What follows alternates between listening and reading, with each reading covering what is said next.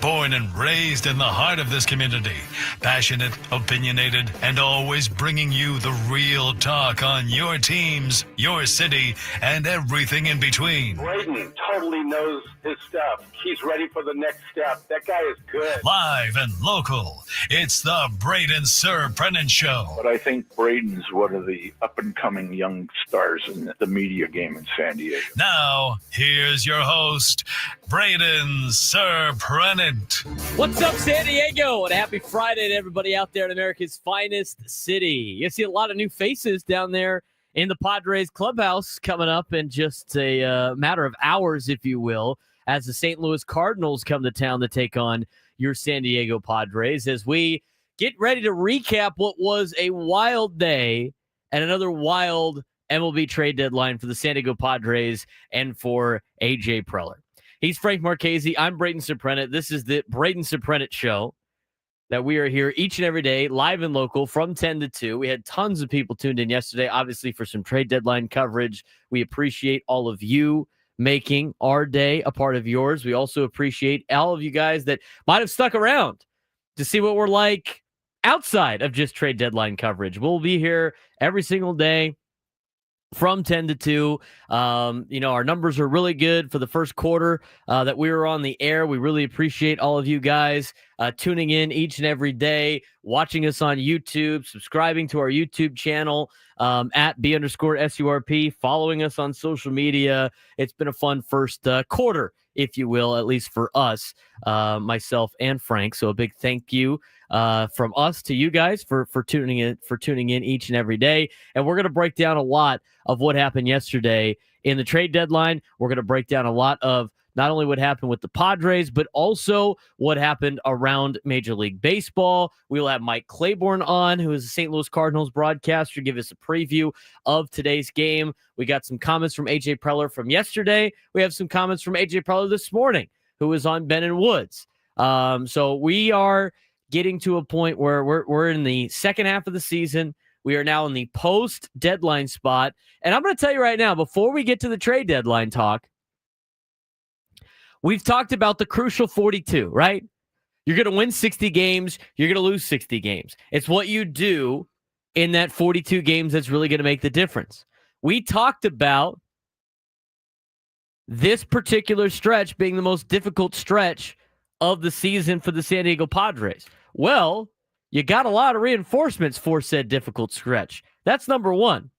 Number two, that very difficult stretch just got a whole hell of a lot easier because a lot of teams decided to quit yesterday. I said that yesterday, and one of my relatives was like, what do you mean they quit? What do you mean they quit? They decided to trade away major league assets when they were right there in striking distance to potentially make the playoffs and go after a World Series. They quit. The St. Louis Cardinals are one of those teams that you're about to face. I mean, they were a team that you were competing with for a wild card spot. They punted on the season by trading away their bullpen. So it's going to be a little bit lighter of a bullpen that the Cardinals have when they roll into town. That's not going to say that they're going to be a cakewalk for the weekend. You never know what you're going to get in Major League Baseball. But the Cardinals sold at the deadline. That was part of this stretch that was going to be very difficult. Then it was the Arizona Diamondbacks. They go to Arizona, the Padres do, Monday, Tuesday, Wednesday of next week. Arizona got rid of their two best hitters. And Merrill Kelly.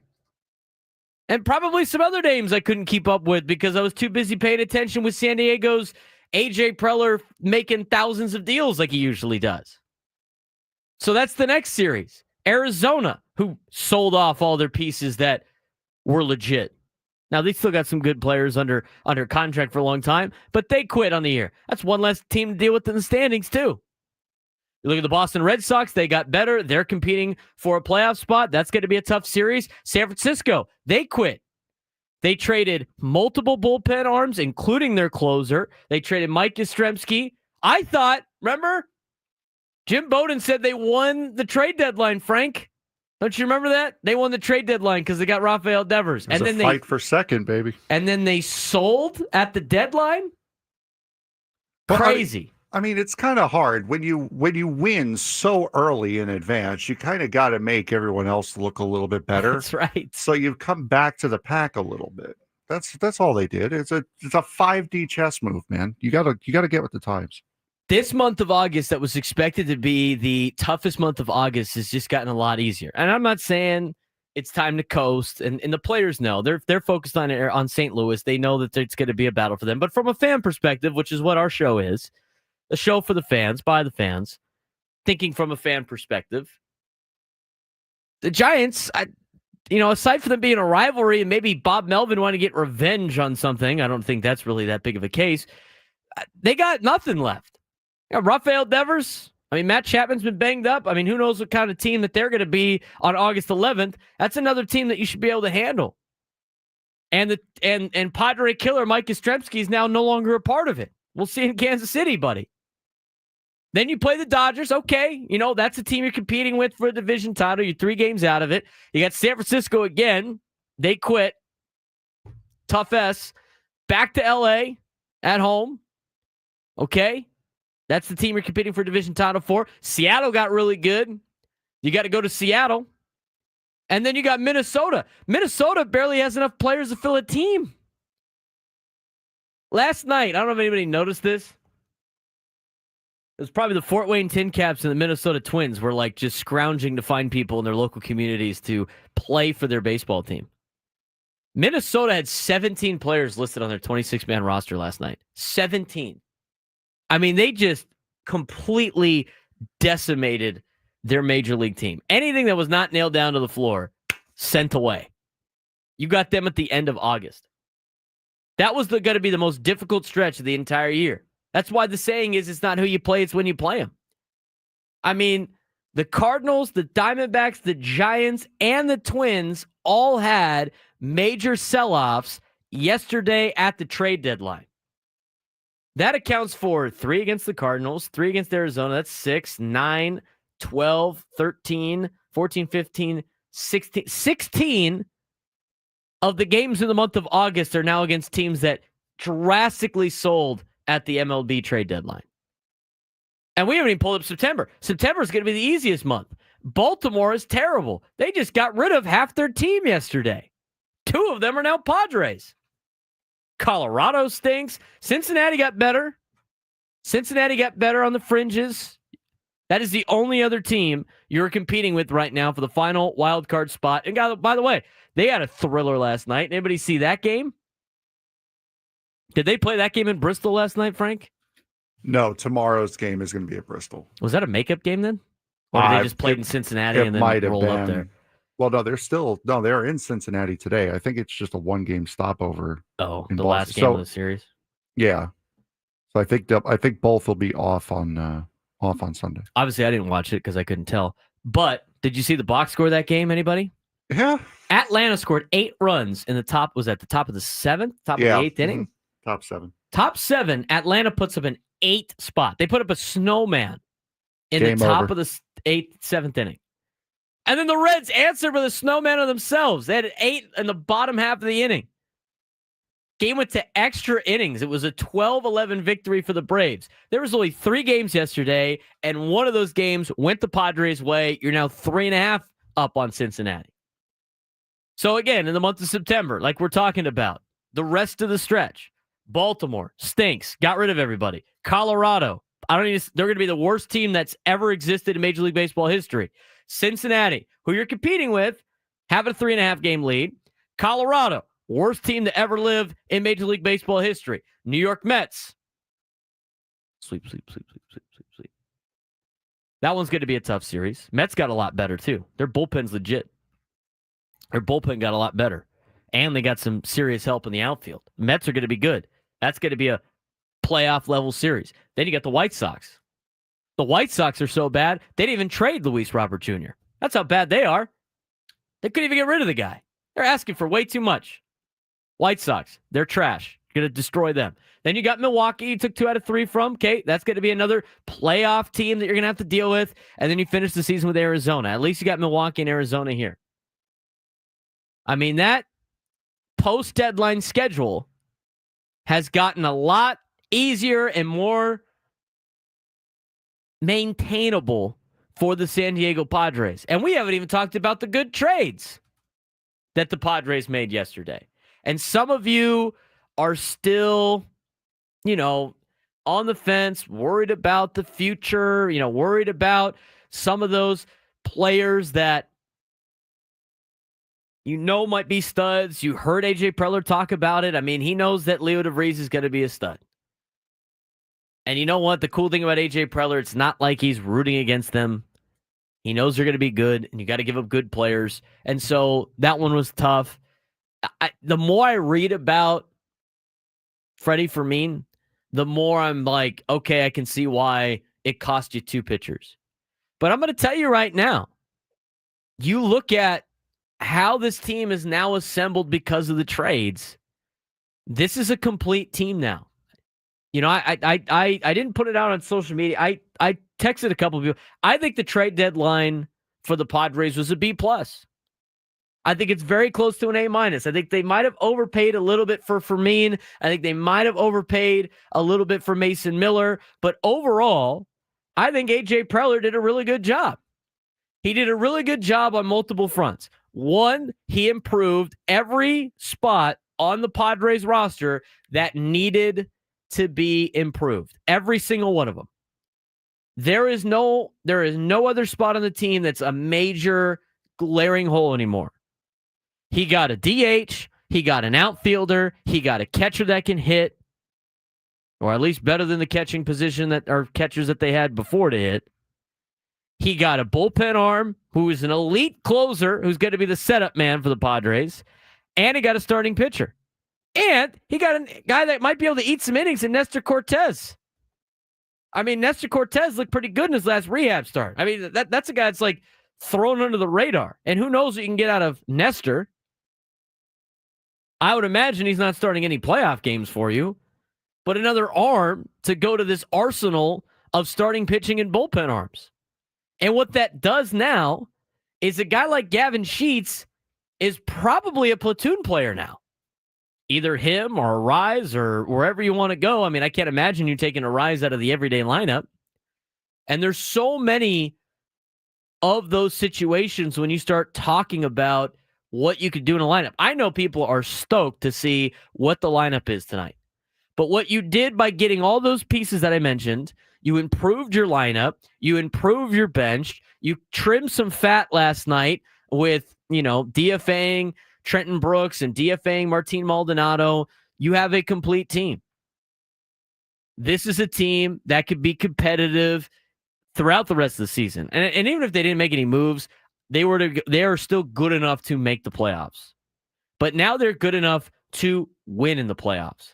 We'll talk about all those trades. We'll talk about what you can do with those moves. We're going to talk about lineup construction, how you strategize with the pitching that they have. Letters to AJ Substack put out a great piece on JP Sears and Dylan Cease. By the way, Dylan Cease and Robert Suarez are still members of this club. I mean, that's crazy to me that they were able to survive yesterday's trade deadline, and that's good news. That's good news. We're going to get into all of that. We're going to get your phone calls. I apologize for yesterday not being able to get to all your phone calls, but if you want to join the show today, we have ample of time. Tell us how A.J. Preller did. What letter grade would you give A.J. Preller? How do you think he did in the trade deadline? A lot of outlets are saying the Padres are major winners in yesterday's trade deadline, including ESPN, who said the trade for Mason Miller was a D. Including them. They said the Padres are major winners. We'll talk about all of that, what all the moves were. Get your phone calls when we come back. 833-288-0973, 833-288-0973. I'm Braden Surprenant. This is the Braden Surprenant Show on San Diego's #1 sports station, 97.3 The Fan.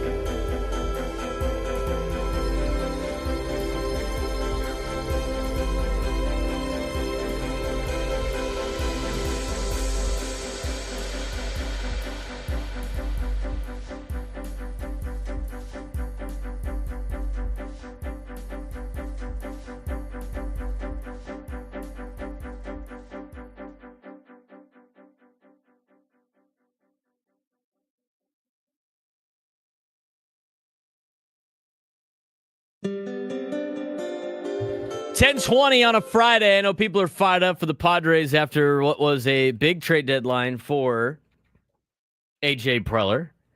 I gave it a B plus. I evaluate it as a B plus. I think he might have overpaid for a couple of players, but overall, the roster has been improved.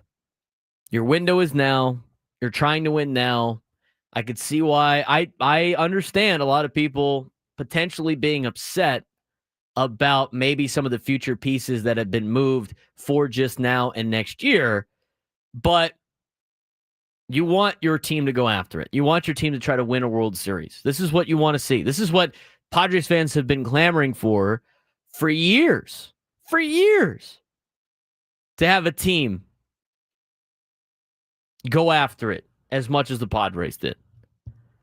In terms of overall collection of players, probably in the A category. In terms of payment, I got to watch Freddie Fermin play a little bit more.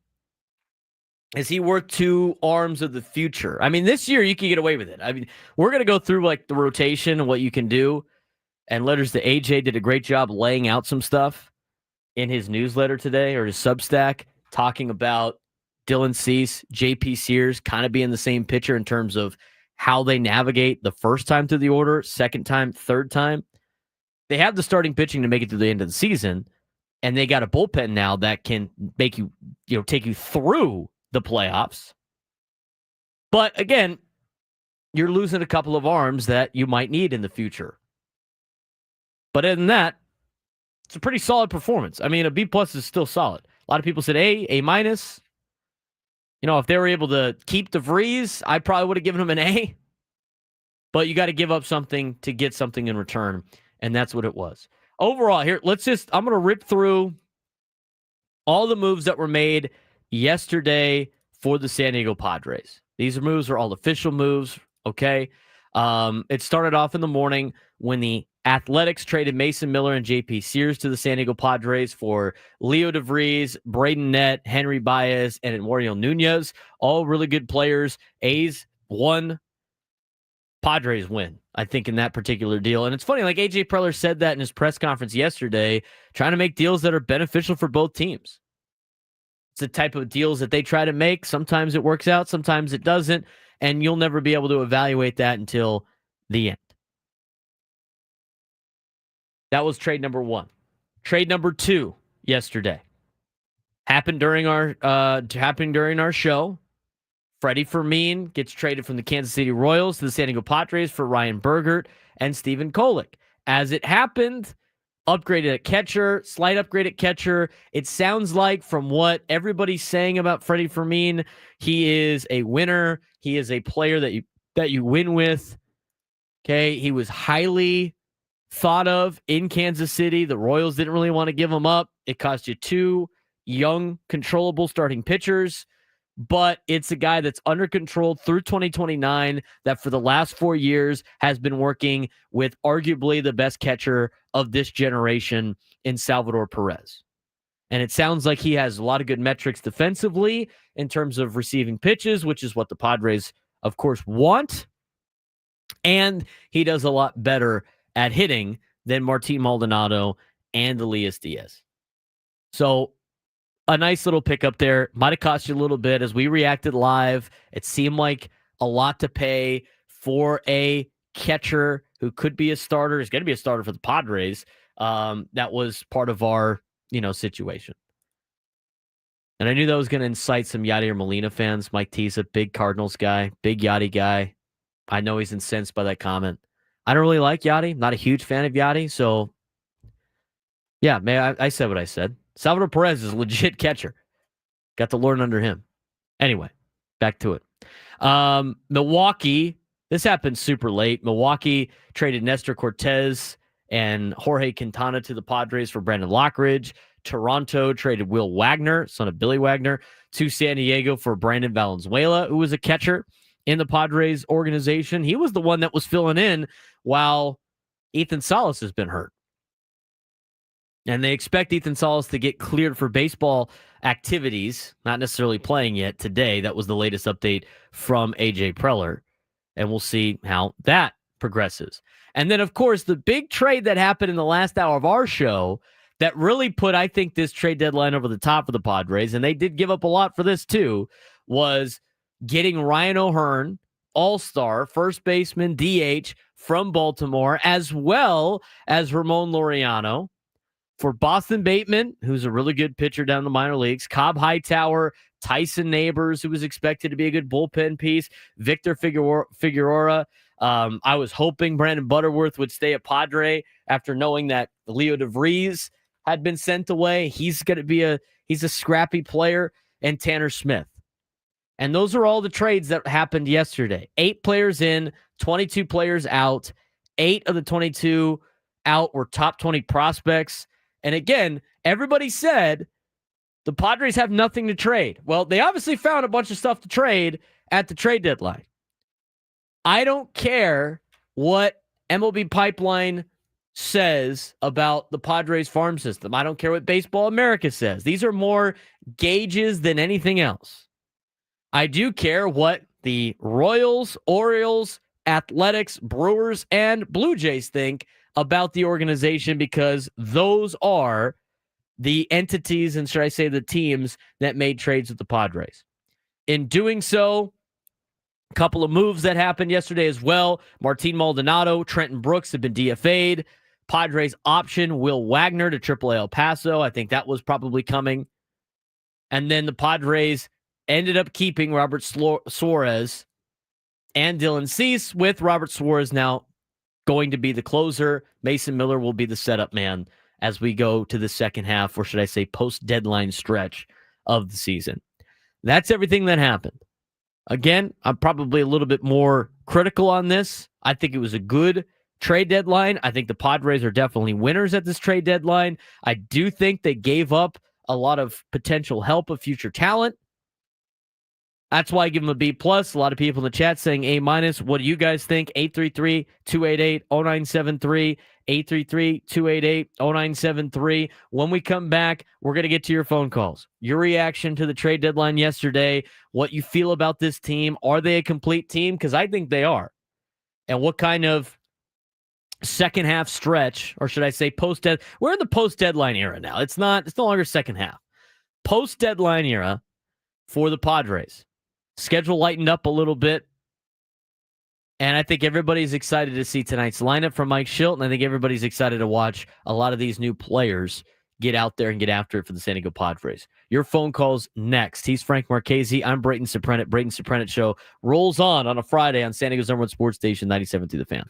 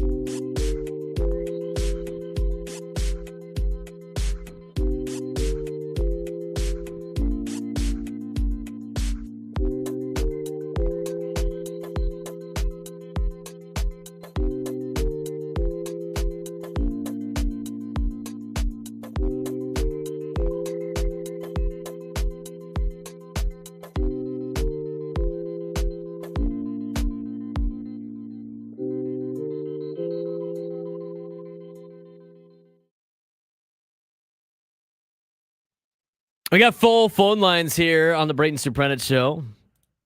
Get your reactions to the trade deadline day. He's Frank Marchese. I'm Braden Surprenant.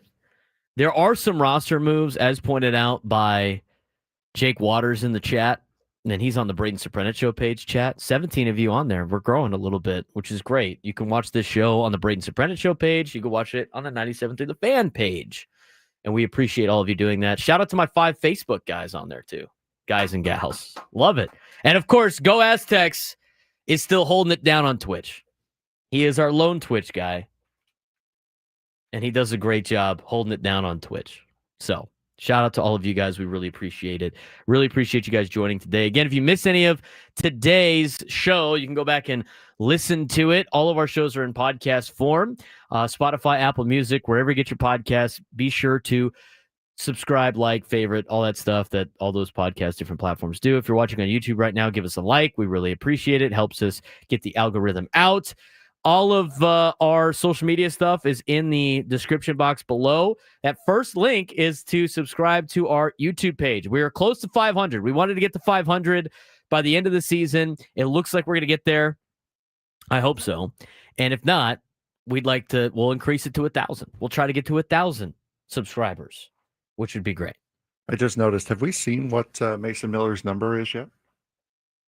No, somebody asked that yesterday because he wears 19. He obviously can't wear that here. At least on the 40-man roster. Oh, did they have him on there? Number 22. Okay.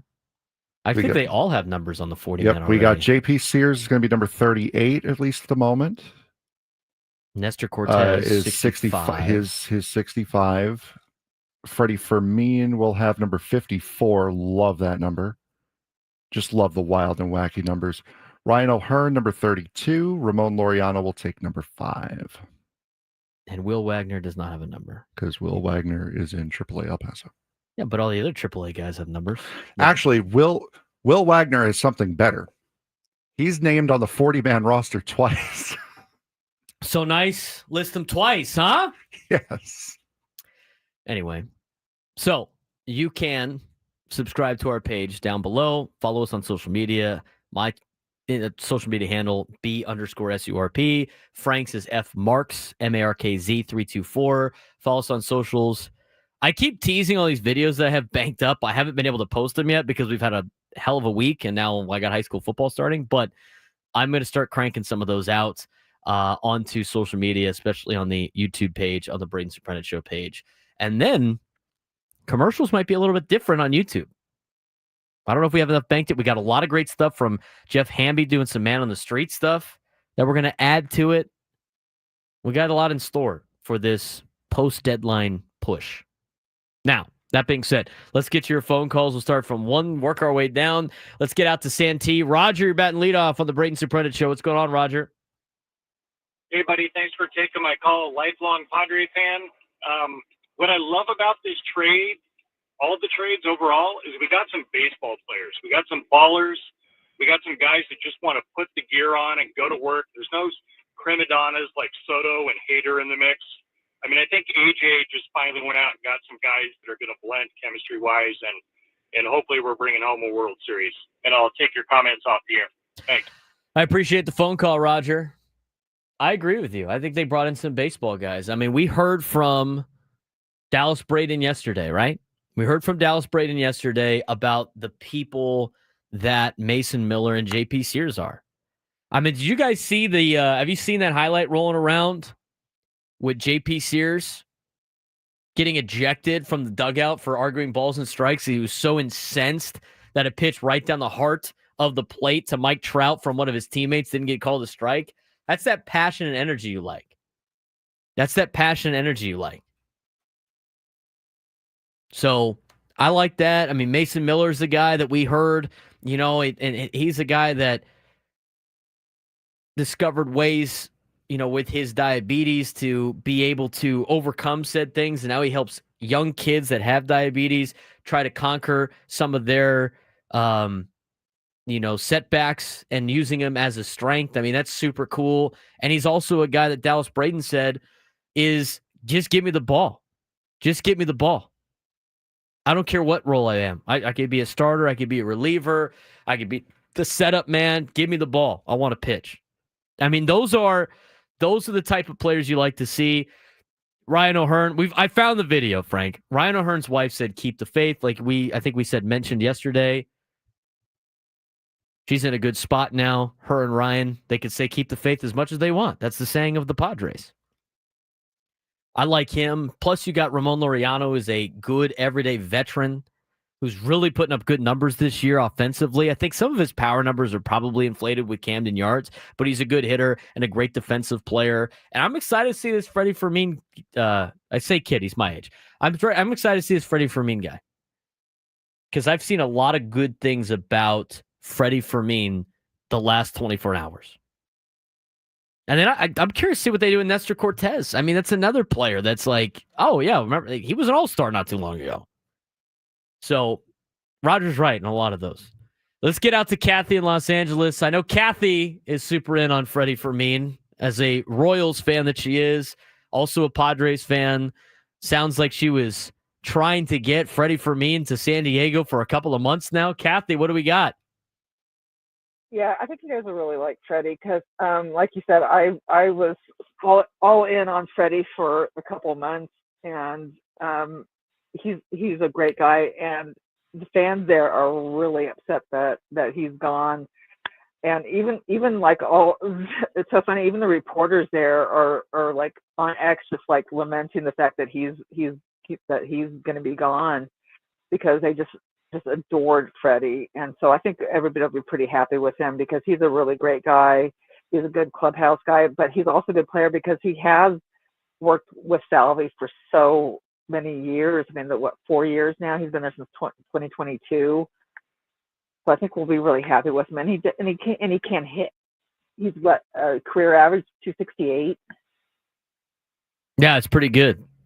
I appreciate the phone call, Kathy. And the more I research and look up on Freddie Fermin, I think the more you're going to be excited, Padres fans. And, you look at a guy like Ryan Berger. I thought Ryan Berger pitched really well in a Padres uniform. I think Stephen Kolek did. And during spring training, it was Padres fans were like, I can't believe we're going to try to roll into the season with these guys. And now it's like, I can't believe we traded these guys. It is what it is. 833-288-0973, 833-288-0973. Let's get out to Mike in Temecula. Mike, what's going on, man?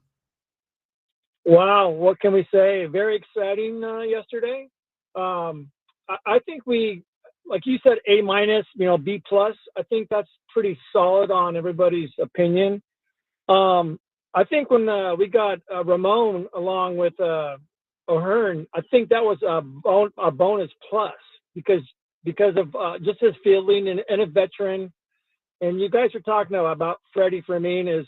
There's already been reports about like he's really good in the clubhouse. Like, he calls himself the Ferminator. Apparently, I don't know if that's true or not, but they say he's a really solid guy. And I do have a question, and maybe I'm surprised we kept Campusano. Is he hurt, or was he even mentioned in any possible trade deals, or what do you hear about that? I don't think anybody really wanted him, Mike. I mean, the guy, everybody knows everybody's players, right? And they see, and Mike, I appreciate the phone call. They see Luis Campusano tear it up in AAA. They see him not get hits in the major leagues, which is a small sample size when he comes up. Okay, so he's only had a handful of bats this year. He has shown that he can hit Major League Baseball, but when a team is looking for a catcher really bad, and you look at Diaz and Maldonado, and that was been a major hole for the Padres. Everybody knows it was a major hole for the Padres, and they still hadn't brought up Campusano, or they haven't given him an opportunity to potentially catch. I can't imagine many teams being like, yeah, we really want this guy. So that's why I'm not overly shocked that he wasn't traded. It's a lot, a lot of people like want to trade some of the players that they personally don't like or they don't think are very good. The problem is they don't have any trade value because the other teams know that those players might not be very good. There's only so many of them that they're willing to take a risk on, right? So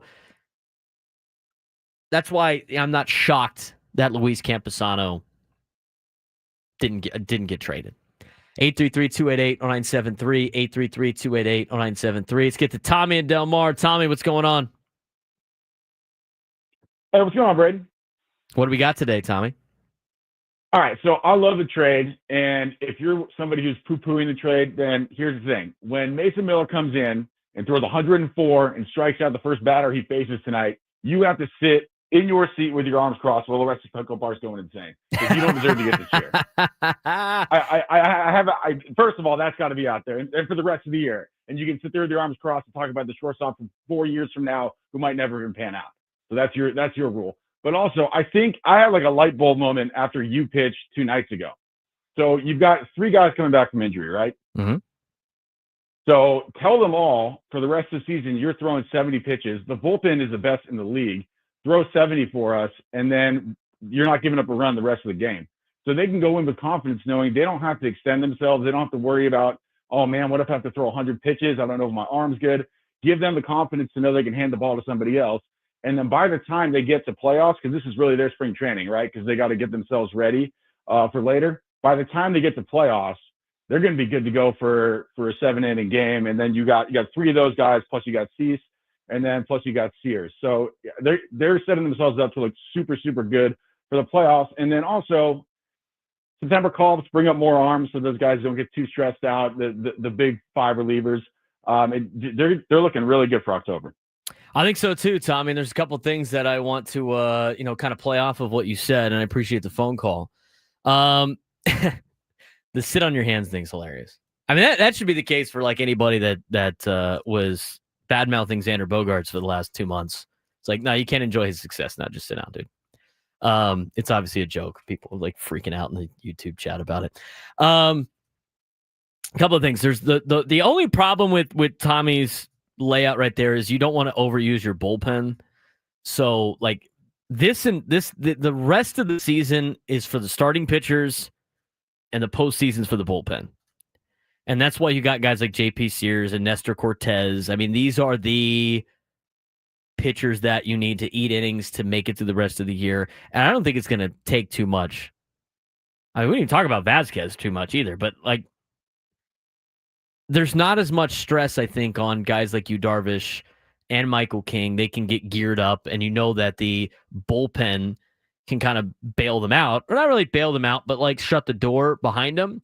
You just don't want to use your bullpen a ton. They need to be fresh for the playoff stretch more than anything else.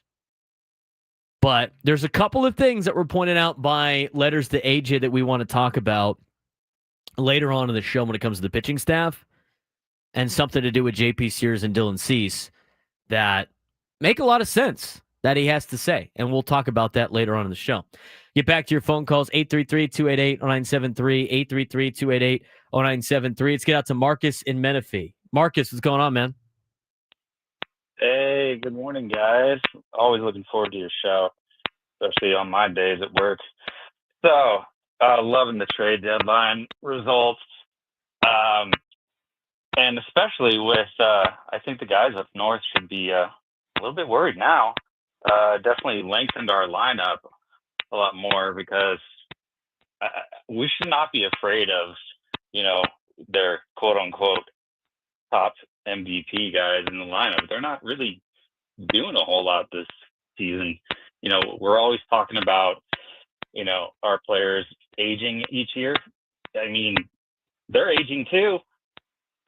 It's not like they're invisible. We can get them. Right, I think so too, Marcus. Appreciate the phone call. I don't know what that popping noise was. You making popcorn back there? Oh, man, that was rough. Got to fix the phone a little bit. I think the Dodgers did, they didn't need to do too much because they got guys coming back from injury. So their trade deadline pickups are guys like Blake Snell, right? So they didn't need necessarily do too much. But at the same time, you're 3 games back. Their stars have not been performing to a super high level. I think it's going to be a fun couple of series here in the month of August between the Padres and the Dodgers. And they got a chance. But you have to take advantage of those particular series. I mean, you can't go up to LA and lose 2 out of 3 and think you can win the division, and you can't come back down here and lose, 2 out of 3 and feel good about the month of September and trying to track down the Dodgers. You're within 3 games. You want to track down the Dodgers. You got to beat them. You got 6 games left against LA. You got to go 4-2. I think.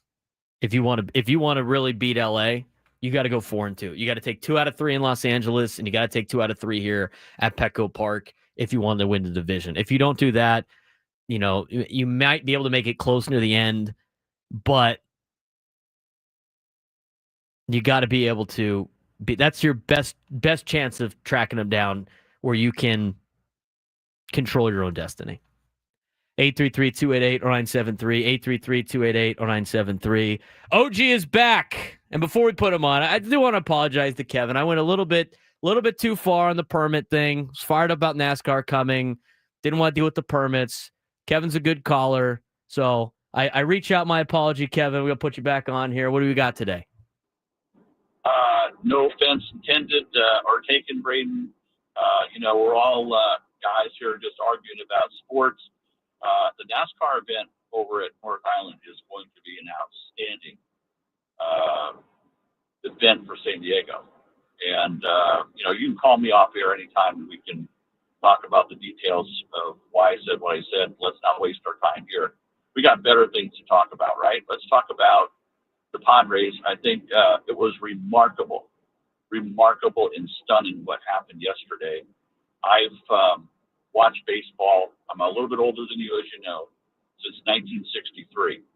I can't remember anything like this happening in baseball at any other time.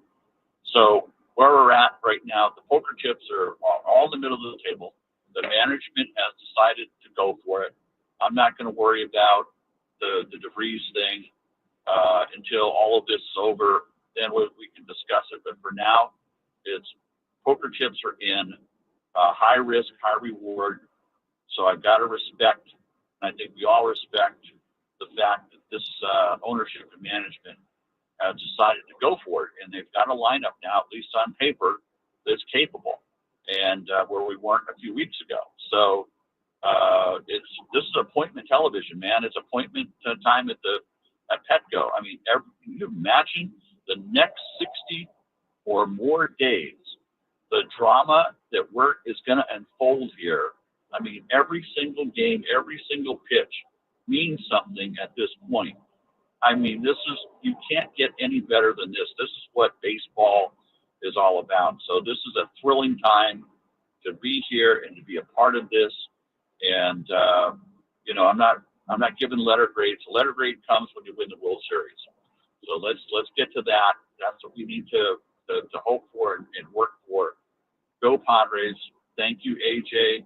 You did what you had to do, and it was stunning the way you did it. I can't believe it. Kevin, appreciate the phone call. He's right. I mean, even Kevin is a little bit more on the negative side, more of a realistic side. You know what? Hey, he's positive. He was fired up. They did what they needed to do. The Padres did what they needed to do, and they did a good job of that. 833-288-0973, 833-288-0973. Let's get out to Derek in La Mesa, our resident baseball player. What's going on, Derek? My brother B-Surf, how are you, pal? I'm doing well, especially after yesterday, huh? Absolutely. Hey, quick trade update, and then it wouldn't be me if I didn't give you a little duck thing. But all right. First of all, for everyone poo-pooing the trade, I have no idea what they're doing. I mean, let's be honest. We had a good ball club. Our bench was kind of weak, dude. It was weak. Our depth is amazing, and we have 5, count them, 1, 2, 3, 4, 5 men in the bullpen that could close on a lot of big league teams. 5. It's amazing. Then, sir, did you see my commit that landed today? Anthony Jones, 5-star edge rusher out of the state of Alabama that poo-pooed Alabama, Auburn, and Texas A&M, dude. To get to Oregon, coming, baby. Hey, you got to track down Penn State, Derek. Come on, man. Got to track those boys down. Hey, I'm not too worried about Penn State, dude. It's Ohio State that they own. You want to talk about a club that owns us? Ohio State owns the Ducks. So anyway, hey, the trade deadline was good. I'm looking forward to college football, high school football. You guys have a great weekend, and I'll yak at you soon. All right, sounds good, Derek. Appreciate it. I'm ready for high school and college football. I mean, we've already started the practice stuff, but you can't. Come on, man. Frank was ready to chomp. He was ready to chime in again. Not worried about you, Frank. He's worried about the Buckeyes, man. Yeah, it's always the teams that you don't worry about is the one that come up and bite you. That's right. They got to go to Happy Valley, man. That's not going to work. I don't know how well it's going to work out for Oregon. Week 5. We should do a watch party for that game. It's most likely going to be a whiteout too. Yep. I don't know. Night game, 2 top 5 teams, whiteout, week 5. Penn State coming off a bye. Oh, Derek's Ducks are screwed. We're talking more about the trade deadline. Vince, Dan, Dexter, Eric will try to get your phone calls. But when we come back, Mike Claiborn of the St. Louis Cardinals, longtime broadcaster, Missouri Hall of Fame broadcaster, will join us next, give us a preview of tonight's series between the Padres and the Cardinals when we come back on the Braden Surprenant Show.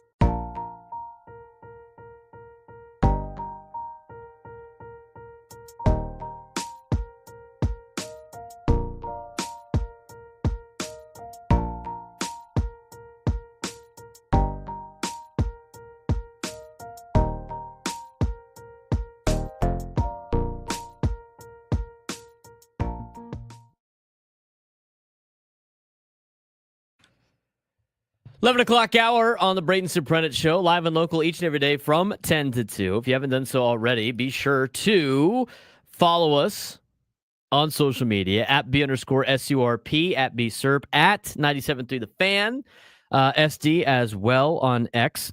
You can also follow our show account. We're trying to build our show account too on Twitter, B_SURP show. A nice poll out yesterday, Frank, that Frank put together.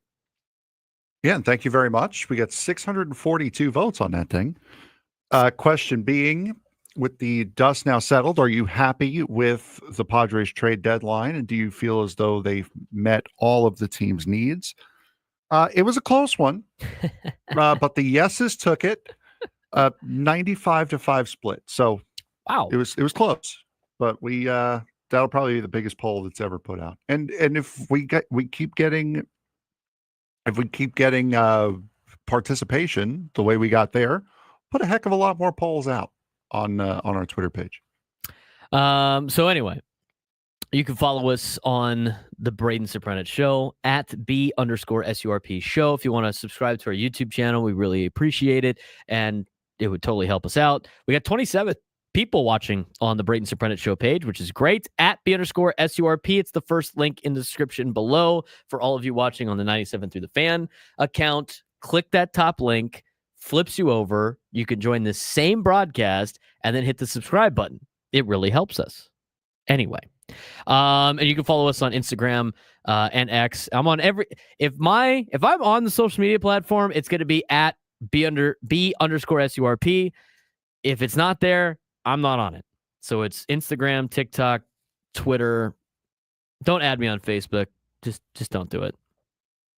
You can add Frank on Instagram, fmarks324, as well as his Twitter account. That's also on there. We're working on getting Mike Claiborn. Have a little bit of phone issues, trying to dial out.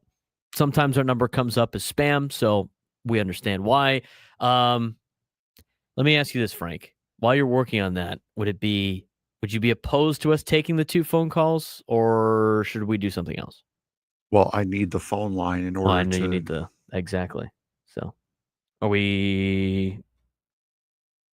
was that them? Are you still trying to call out? I am still trying to call, yes. All right. Well, we'll see if we can get Mike Claiborn on. If not, let's talk about the trade deadline again. Okay, so we've discussed the trades, and we've discussed what we think of the trades. I think, again, overall, just to reset, the Padres did a good job of filling all of the problems that they had. And so they accomplished that. On the downside, they might have overpaid for a couple of things, but based on a lot of trades that happened yesterday in Major League Baseball, it was kind of the price of doing business. Now, here's the positivity on top of the good players that the Padres have. There's only, out of the 6 players they got back, there's only 2 that are rentals. One's Ryan O'Hearn, and the other one is Nestor Cortez. And I don't even know where Nestor Cortez really fits on this team. He's on the 40-man roster, but he has not been added to the 26-man roster yet. There's still a couple of moves that need to be made today to solidify the 26-man roster. As of right now, there's 23 guys on it, but none of the new trade pickups have been added to the 26-man roster. So you have to add J.P. Sears, and you have to add Mason Miller to the bullpen, for the pitching staff. You're at 12 pitchers right now. You carry 13. So one of them's already going to be on there, Mason Miller, and then Marinaccio is probably going to have to get sent down. So there's your piece there. And then when you look at the position players, you got to find a spot for O'Hearn. You got to find a spot for Fermin. You got to find a spot for Laureano. And as of right now, I can't remember. I think there was like 12 potentially. Let me go through it. 1, 2, 3, 4, 5, 6, 7, 8, 9, 10, 11. There's 11 players. So 2 get to be added. Let's just add Fermin because he's a catcher, and you already DFA'd Martin Maldonado, and then you can add, Ryan O'Hearn, whatever. You still got to add Ramon Laureano, which means one of the outfielders needs to go or an infielder needs to go. It's probably going to come down to Bryce Johnson or Tyler Wade.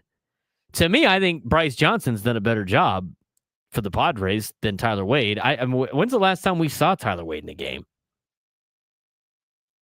I can't even tell you the last time we saw Tyler Wade in a game. To me, it makes a lot more sense to have Bryce Johnson on the team. I think Bryce Johnson's earned his way on the roster. And again, if you want to think about money, because money talks, right? Like Martin Maldonado got sent away because he was making $1 million. Elias Diaz is making $3 million. 3.5 technically towards the AAV. He's got a mutual option for $7 million next year, Elias Diaz. So money talks. Tyler Wade, he's getting $850,000.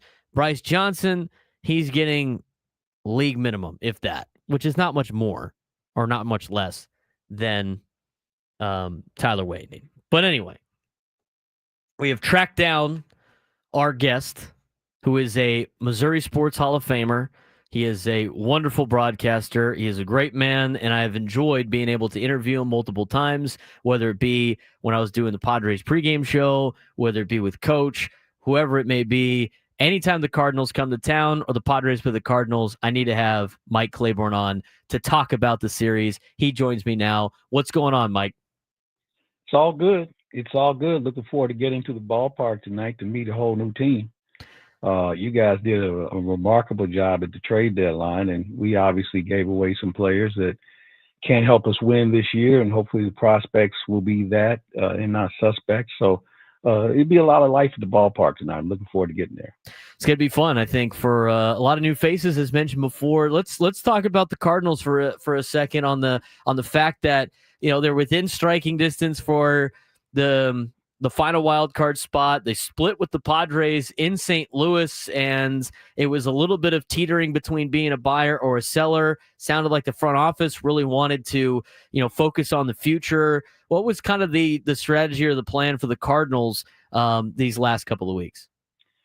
Well, you touched on it. Looking at the future, you know, could they have gone all in and to try and get a playoff spot? Yeah, but you know, that's probably short-lived. You know, I think you have a situation where you're looking at next year and certainly the year after on whether you can compete on a consistent basis. And this is new territory for the Cardinals and the organization and their fans, where we've never had to get out of line before and reload. And so we're all trying to figure out how that looks and do it as quickly as possible, but not necessarily putting yourself in a position where it's a short run because you overspent for certain players and, you know, maybe you push someone a little too soon. So they want to do it the right way. And that's trying to develop from within and see where that takes them. I know they were working on trying to get a trade partner for Nolan Arenado. I know he had a no trade clause in his contract. It sounded like from our reports with a couple of local reporters in St. Louis before the last series between the Padres and the Cardinals that Nolan liked being in St. Louis and he liked the little, you know, youth movement that they had. What was St. Louis able to come up with? Obviously, they didn't part ways with Nolan, but what's Nolan Arenado's future right now in St. Louis? It's a good question. You know, he has one of those contracts. It's, you know, it's kind of, you know, it's like radioactive. You know, I mean, it's a lot of money due him in the next 2 years. And a lot of teams didn't want to take the bait on that. You know, offensively, he hasn't put up the numbers that he's done in the past. His defense is as good as anyone I've seen in the National League. You know, I put him in that category. Him and Manny Machado, there's a couple other third basemen, but Nolan is doing some phenomenal things defensively. Offensively, it just hasn't been there. And I think because of the contract as well, he's kind of landlocked, you know, where, you know, teams have an interest, but not for $25 or $30 million. We're talking with Mike Claiborn, Cardinals broadcaster, has been covering the St. Louis sports scene since 1981 at KMOX, one of those legendary KMOX broadcasters. He's in the Missouri Sports Hall of Fame, class of 2021. Always love talking with Mike Claiborn about Cardinals baseball. And the thing with Cardinals baseball, Mike, you know it the best. You know, they've always talked about the fan base and they got the best fans. And right now, you know, the fans, I don't know if they're putting their foot down or what, but this has to be probably one of those years for at least you covering the Cardinals where they're just not a lot of fans in the stands. What has been the case with some of the Cardinals fans and the way ownership has been, or the way that the front office has been moving, where it seems like they want to show with their feet at this point? Yeah, it's something we haven't seen before. And fans basically saying we don't want to be part of a rebuild. We want to compete because that's all they understand. And, I understand their point. And we don't have a star player. Okay. You go back to the 80s and you can go back to the 60s. You had Musial, you had Gibson. Then you come to the 80s, you have Ozzie, and then you have Albert, and you have Wayno and Yachty, and, Mark McGuire. I mean, you all had reasons to come to the ballpark. We don't have that right now. I mean, we don't have a star player, maybe because they're young or maybe because they're not good enough to be star players. And I think that's one of the things where we don't have someone that we can identify with as a Cardinal. So until that happens, you're going to have fans that are going to find something else to do. And we haven't had the best of schedules, and the weather has been just awful. We've had 6 doubleheaders because of rainouts. We've had oppressive heat. We've had a schedule that didn't have the marquee players and marquee teams early in the year that we're accustomed to.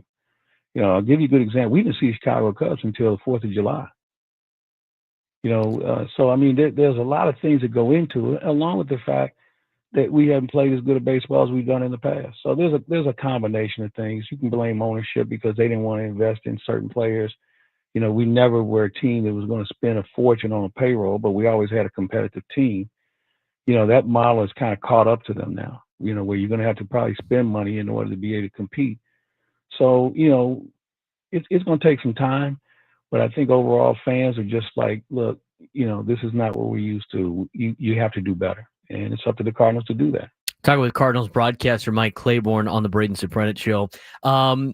Traded a bunch of bullpen arms, but didn't trade everybody. Still have a nice young core, young group of Cardinals players that might be able to turn into that star player. We're able to hang on to a handful of them, including Brendan Donovan, one of the All-Stars this year. Jojo Romero stays in the bullpen. Lars Nootbaar still part of the team. There are some young pieces that are under contract for a long period of time that the Cardinals can build around. Who are some of the players that you think Cardinals fans are most excited for in the future? Believe it or not, the guy's not even with the Cardinals, and that's J.J. Weatherholt, their first-round pick from last year out of West Virginia, who was just lighting it up in the minors.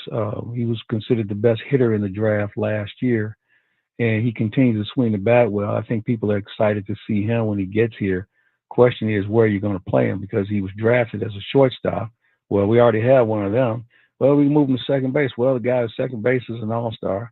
We can move him to third base. Well, we already have 2 guys over there now. So the question is who, what, when, and where, and how is J.J. Weatherholt. But he's probably the one people are most excited to see.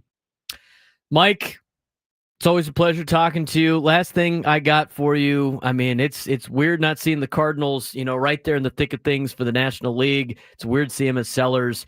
How long of a rebuild do you think it's going to take this St. Louis Cardinals organization, and what's kind of the future plan for this Redbirds club? Well, I think it's going to take at least a year, maybe 2. Now you have to think about this too. There's this thing called lockout that may be in play, so that's going to stunt your growth a little bit if there is one, and let's hope there isn't. But I think it's going to take 2 years. And I hope that we have the same manager, because I think he's done a really good job with an inferior lineup. He just manages the people they give him. And, most people would tell you this is not a team that has a lot of star power, a lot of firepower either. So it's going to take at least a year, probably 2, to figure it out. And I think once you get back into the swing of things, your farm system should be developed. If you need assets, you can use some of those guys, or you can use them in a trade if you want to load up at the deadline. So, yeah, I'd say 2 years, 2 years max. Mike, I appreciate the time. I'll be down there at the ballpark in the press box. I'll be sure to say hi before you guys leave St. Louis. Look forward to seeing you, my friend. Always good to talk to you. Thanks again to Mike Claiborn joining us on the Braden Surprenant Show. He's going to keep it honest. We had a lot of people in the YouTube chat go like, man, I love the way Mike keeps it honest about the team, and a little bit of insight about what the St. Louis Cardinals are. And yeah, they still got some good players. that are going to be in that lineup over the weekend. But, you got nobody in this. I mean, there's nobody in the stands at Busch Stadium this year. I think a lot of that, some of the things that Mike said are true. I mean, not seeing the Cubs until July, and the weather in St. Louis in the middle of the summer is rough. It's hotter than the sun. I mean, did you see how many, all the Padres players last weekend playing in St. Louis? All those, all the pinstripe jerseys on the road. I mean, they were all drenched in sweat. Like they just had a bucket of water dumped on them. 833-288-0973, 833-288-0973. We'll continue to talk about what happened yesterday on the trade deadline. Vince in Chula Vista, Dexter in Spring Valley. Please wait on hold to get your phone calls too when we come back on the Braden Surprenant Show.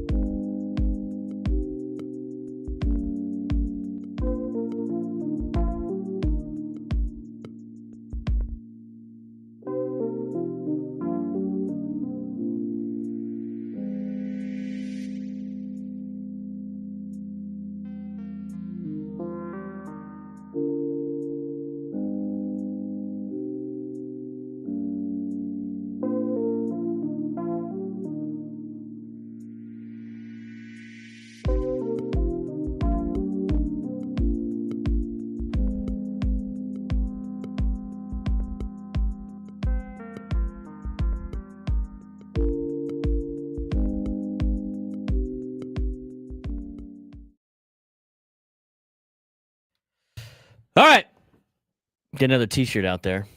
Our guy Hector showed up. He's like, I'm watching on YouTube right now. Well, you're not really watching anything, probably, because we're coming back from break. All right. I do want to get to these phone calls, and then we're going to get to what A.J. Preller said yesterday and what he said today in the press conference yesterday and today with Ben and Woods about the trade deadline and all the new pieces. And I know everybody's excited. We'll get to the lineup stuff later. I know everybody's just refreshing their Twitter account waiting for the lineup to come out today. Here's the deal. They usually never put out the lineup until after they put in their roster moves. So until the Padres announce the roster moves, probably I can see a lineup. Who knows when that's going to be? It usually takes a little bit of time, and on days like today, it'll be a little bit later probably than usual. But Frank and I will be down at the ballpark. If we see anything, we'll let you know. 833-288-0973, 833-288-0973. Let's get out to Chula Vista. Vince, you're on the Braden Surprenant Show. What's going on, man? Hey, Braden. Always great talking to you. And so I'll tell you what, yesterday was a frenetic pace. I mean, you could barely keep up with all of it. And I don't know a lot, but I know one thing for certain, maybe a couple things. One, I am so glad I'm not A.J. Preller. I can't believe what it takes to make those kind of moves under the pressure that is surely there. And the second thing I know is AJ and his team know a heck of a lot more than any of us do. And it is so cool just to sit back and see this play out, how they took what arguably is the best bullpen in baseball, made it even better. And we got to hold on to Cease. We got to hold on to Suarez, all the swirling around of who was going to go next. They got the catcher that we needed to solidify. We got a left fielder that I'm certain will be in the, maybe not, but should be in the lineup tonight. And it is so cool to see this, what happened to the Padres and Padres fans yesterday is they did exactly what we want them to do. Go for it. Win now.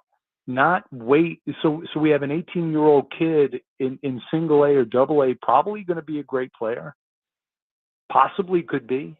But there you go with possibly and probably. They have built a team to win now, 3 behind the Dodgers.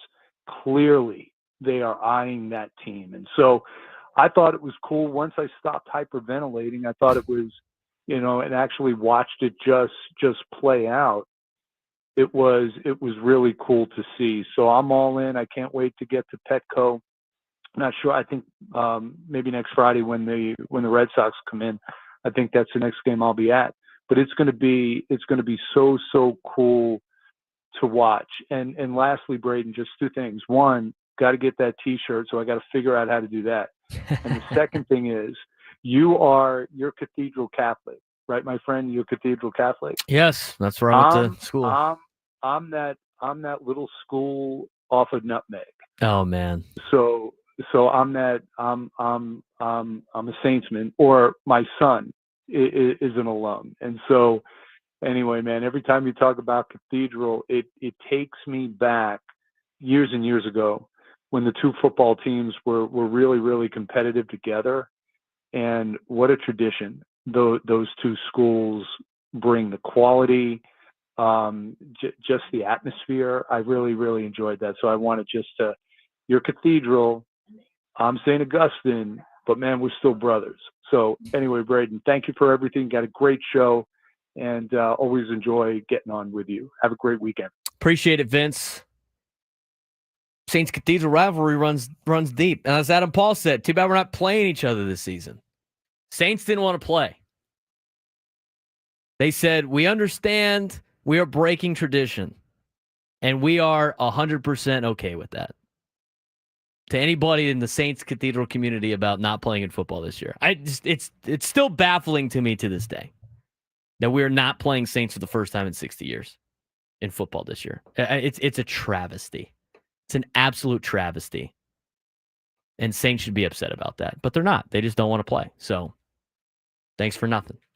833-288-0973, 833-288-0973. Vince is right. This is a fun team. This is going to be a fun time. I mentioned this before a couple of days ago, before the trade deadline. This is some of the best time to be a Padres fan. You're 3 games out of first place behind the Dodgers. It'd be better if you were in first place. You have now been in the playoffs 3 out of the last 5 years. You have a general manager that goes for it at every day. I mean, this is the most exciting time every year. I mean, think about trade deadlines in the past and the covers that we would have. It would just be like, oh, let's just hope they don't trade Justin Upton. Let's hope they don't trade whatever. And now they're the center of attention every single trade deadline. They're the center of attention every single winter meetings because A.J. Preller is must-watch television when it comes to any type of deadlines or any type of situations where free agency's flying off the board or transactional moves. I mean, it is must-watch television. I got friends that are fans of other teams in other parts of the country that are locked in to what A.J. Preller's doing because it's nonstop entertainment. I mean, think about the rush yesterday. You knew he was going to do something. You knew he was just going to continue to do not crazy things. They said he'd do something stupid, but he's not going to do anything crazy. I'll tell you right now, it's just like an adrenaline rush. I mean, yesterday's show was like an adrenaline rush the entire time. Oh, Freddie Fermin's an Al Padre. Yeah, they got Mason Miller, J.P. Sears. And what did we say going into the trade deadline? They were going to get players that you didn't even know were available or players that you didn't even think that they would potentially get. That's exactly what happened. I mean, we heard a little bit of Mason Miller, right? A little bit of Mason Miller. Dennis Lynn teased Mason Miller about a month ago. And people are like, there's no way that the A's give him up. And the Padres got Mason Miller. I mean, J.P. Sears, that was not even part of the equation for the last 3 to 4 weeks. There was some rumors about Ramon Laureano. I know a lot of fans wanted guys like Ryan O'Hearn, but they weren't in the, rumors out there. The only one that really had that, to be honest with you, I went back yesterday and rewatched a lot of things from MLB Network. Rewatched a lot. And I went back yesterday and went through everything that mentioned the San Diego Padres. Everything. I watched all of it. And when MLB, I don't know if it was MLB Now or MLB Central or whoever it was, but think about this for a group, by the way.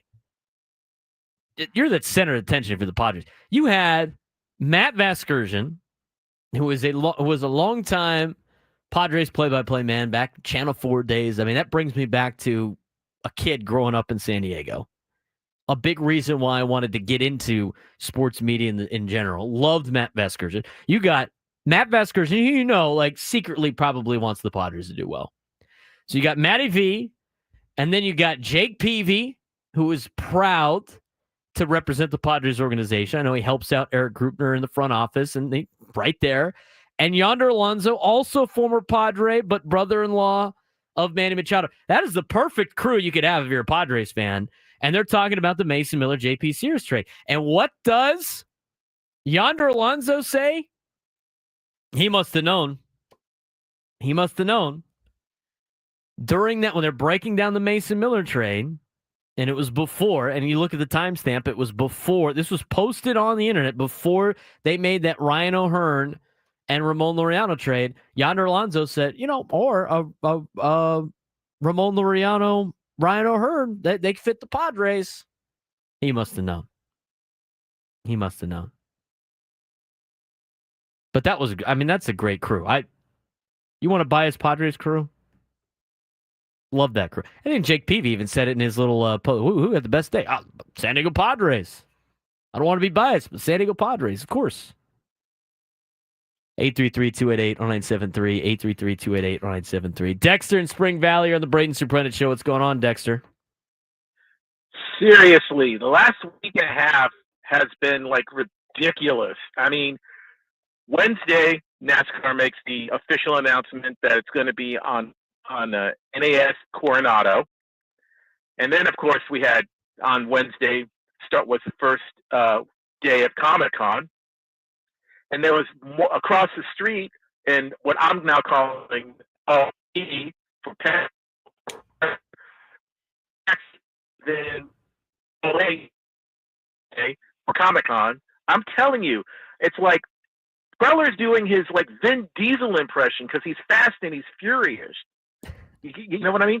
Suddenly it's like now we're not just America's finest city, we're America's funnest city because of what he did. Regardless of whether, just what he did just brought so much hope for our team, and the possibilities are endless. And let's just hope that, That his phone hangs out. Dexter, we lost you, bud. You get the passion of it. The phone just could not hang on. Frank and I kept like, now he's back. And he's gone. And he's dead. We got to fix some of these.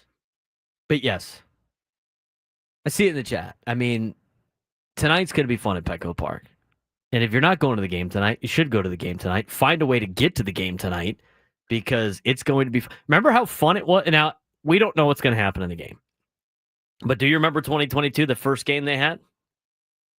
The first game they had with Juan Soto and Josh Bell and Brandon Drury? That was electric. I was at that game. The grand slam by Brandon Drury. Are you kidding me? Now, I'm not saying that's going to happen tonight. I mean, they could go out there and lose tonight. There is some time that they do have to gel a little bit.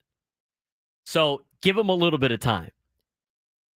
Don't freak out. We lost the trade when Ramon Laureano strikes out his first at bat or something crazy. Okay, it is still baseball, and as exciting as you got to worry about, the next 2 months. But it should be fun tonight against the St. Louis Cardinals. We do want to get back to your phone calls when we come back. We don't want to hear from AJ Preller as well. Dan in Arizona, Rich in San Diego, Jason in Encinitas. Please stay on hold. We got to take a break. When we come back, more phone calls, reacting to the trade deadline. How excited are you to be a Padres fan right now? I would imagine you're pretty excited. I'm stoked. I mean, the 3-year-old me that used to announce the Padres starting lineup for the 1998 team is ecstatic right now about the status of the San Diego Padres. Let me know how you're feeling. 833-288-0973, 833-288-0973. We roll on the Braden Surprenant Show, San Diego's #1 sports station, 97.3 The Fan.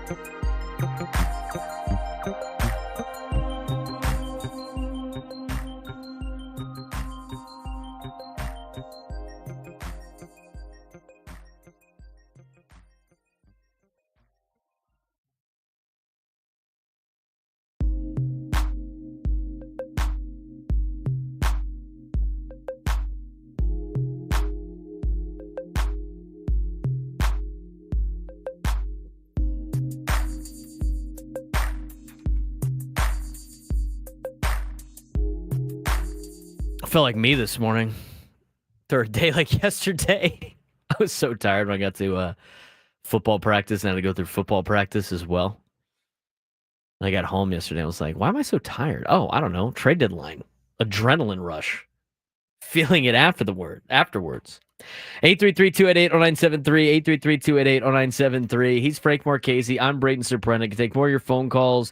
We're going to try to get to some AJ Preller sound from earlier today as well as yesterday in a press conference. We're going to break down what everybody else did in Major League Baseball too. Some teams did really well at the trade deadline. Some teams did not do very well. Some teams you're sitting there going like, are you trying to win? Or are you pretend trying to win? We'll talk about who the new competition is for the Padres here as we get to the post-deadline time. And now part of this 42, crucial 42 in terms of games, which all of a sudden the schedule has gotten a lot lighter than it was less than 48 hours ago. Because of a lot of sell-offs for teams that you thought were in it that are no longer in it. Or teams that were pretty decent that you'd have to deal with that are now a shell of themselves. As of right now, the Padres are 3 games behind Los Angeles for the division. And they have a 3.5 game lead on Cincinnati in the wild card. That being said, the Reds have a 3-0 lead on Atlanta, bottom of the 8th inning, as they try to hold off the Atlanta Braves for game 2 of their series this weekend that will finish at Bristol Motor Speedway. But you look at the standings, it's the Padres, it's the Reds for that final spot. Padres have a little bit of a gap right now. They are only a game and a half behind Philadelphia, which would be nice to put a team in between the Padres and the final wild, the Padres and the first team out category in the wild card, And they're only 3.5 behind the Cubs, who are currently playing the Baltimore Orioles, who have, again, a shell of themselves. 833-288-0973, 833-288-0973. Let's get out to Dan in Arizona. Dan, what's going on, man? Hey, how you doing, guy? I'm doing well. What do you got for us? Well, first of all, I just want to say I was in St. Louis for that series, and I got to tell you, whatever they tell you about the weather is understated. It was hot and humid. I live in Arizona where it's just hot. It's the humidity that's the killer. But I want to talk about the pitching staff. All right. I'm looking at this I'm looking right now at the active roster. There's only 12 pitchers on there. They're going to add 3 guys. They're going to add Miller, Sears, and Cortez. So one guy can come on without any problem, but I think that Morgan and Marinaccio are going to have to go back to AAA. Okay, so now you've got 6 starters, if you want to consider Cortez as a starter. So either they go to a 6-man rotation or he goes in the pen. But what happens when King comes back? Now who's going to go? Yuki? Wandy? It's an interesting situation. This is an incredible pitching staff. It is an incredible pitching staff. I don't know what they do with Nestor Cortez. Nestor Cortez has missed a decent amount of time this year with Milwaukee, and he just had a rehab assignment for the Nashville Sounds. I don't know if he's going to continue on a rehab assignment before he comes over or what happens. Now, here's the thing with Yuki Matsui and Wandy Peralta. Yuki Matsui's got a contract in which he has to approve getting sent down to AAA El Paso or wherever, so which he probably doesn't want to do. And he's under contract for a couple of years. Wandy Peralta is another guy that's under contract for a couple of years. David Morgan's done really well, but you mentioned he probably will be moved off the roster, I would imagine. And they got a lot of pitchers ready to go. I don't know if they might have a Phantom IL potentially coming up, but it's an interesting game with the pitching staff just as much as it's going to be an interesting game with the position players that have been acquired. Now, Will Wagner has already been sent to AAA El Paso, so you don't have to worry about that. But you still have to make some moves with the position players too, and it's going to come down to Bryce Johnson or Tyler Wade. So there is a lot of difficult decisions that need to be made, but decisions that you are willing to make. These are good problems to have. So we'll see if there's anything about injured list possibilities. We'll see if there's phantom injured list possibilities, soreness here, soreness there. But there's a lot of roster moves that need to happen within the next 24 hours. And this is, again, as Dan mentioned, before Michael King shows up. So I'll be curious to see what they do. And again, you carry 13 pitchers and 13 position players. And you got a lot of pitchers in that bullpen and on that pitching staff. 833-288-0973. Good call by Dan. 833-288-0973. 833-288-0973. Let's get to Rich in San Diego. Rich, what's going on, man? Hey, Braden, what's up, man? Good work.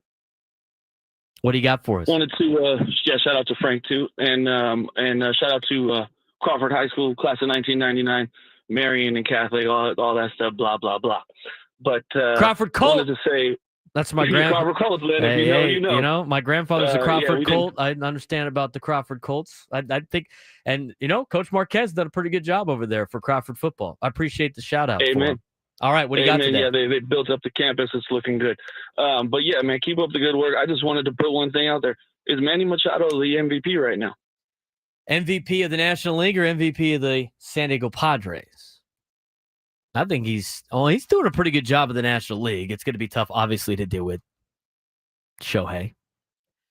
Just because he does both. We'll see if he continues to pitch. Apparently, he left with cramping the other day. Manny's definitely the MVP of the team this year. I think it's hard to argue that. He's been the most consistent throughout the year. He has gone through a little bit of some slumps, but they weren't as big as Fernando's, wasn't as big as Jackson Merrill, Xander Bogaerts. The guy that has been the most consistent throughout the year has been Manny Machado. I think it has. I think Manny Machado has been the MVP.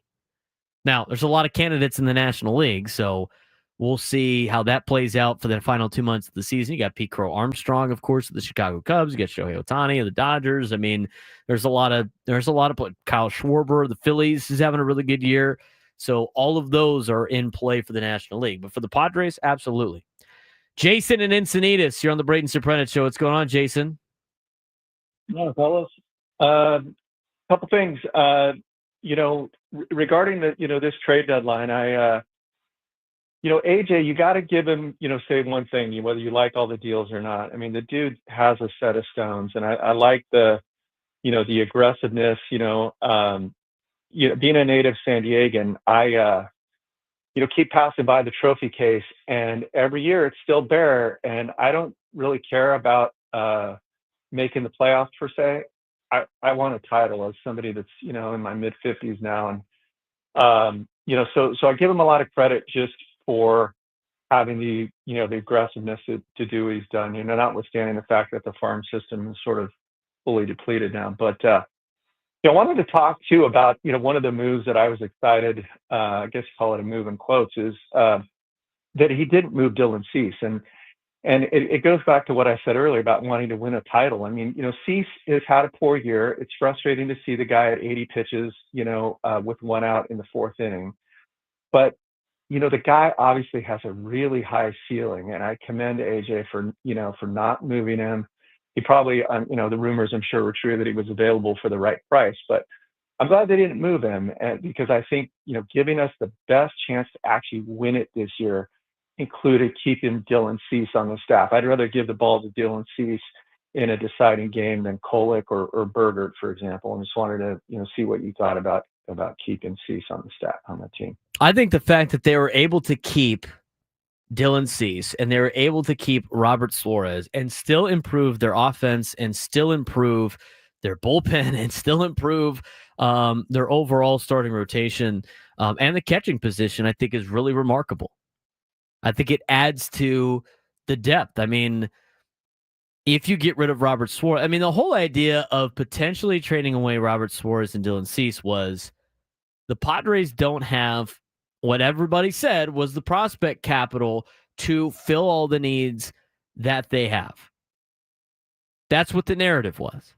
And so when you think about it, you're like, okay, well, they have Dylan Cease and Michael King and Robert Suarez all on expiring contracts. It sounded like the Padres are more interested in re-signing Michael King than they were in Dylan Cease. And we'll see what happens in the offseason. Plus, Michael King had missed a significant amount of time in the middle of this season. So the trade back wasn't going to be probably that large. So the thought was, if these guys are going to walk at the end of the year anyway, why not try to trade them for prospect capital to get the pieces that you need to go and fill all of the problems that you have? They didn't need to do that. Everybody assumed, myself included, that with the addition of Mason Miller and with the addition of J.P. Sears, the Padres were like, okay, or I think a lot of fans were like, you found your replacement for Cease, you found your replacement for Robert Suarez for the rest of the year. J.P. Sears is not really Dylan Cease in terms of his overall performance in his career, but they're kind of pitching very similarly in 2025. And then they didn't do that. So when you were thinking about the Four Horsemen, you're like, okay, well, we replace one. Just like the WWE, right, Frank? The Four Horsemen were a bunch of different guys. So you're like, hey, look, we still got the Four Horsemen. Instead of it being Robert Suarez, it's Mason Miller. It would be really cool if they had all five back there. Yeah, it would be really cool. And then it's a reality. Same thing with the starting staff. Dylan Cease survived the trade deadline, and I think there is a place for him on this team. I think, and you don't want to give up good starting pitching. You don't want to give up good bullpen arms, especially with the phrase of you can never have too much starting pitching. You can never have too much pitching in general. I think that's a big asset. So the Padres have a guy with experience And Dylan Cease, I know he wasn't good in the playoffs, but there's a couple of things that him and JP Sears, I think, can do together that was laid out by letters to AJ that we're going to talk about later on in the show, why he's going to be an asset. And now you have Robert Suarez back there, and if Robert Suarez struggles in the second half of the year in the playoffs, you have other options that could potentially close games out.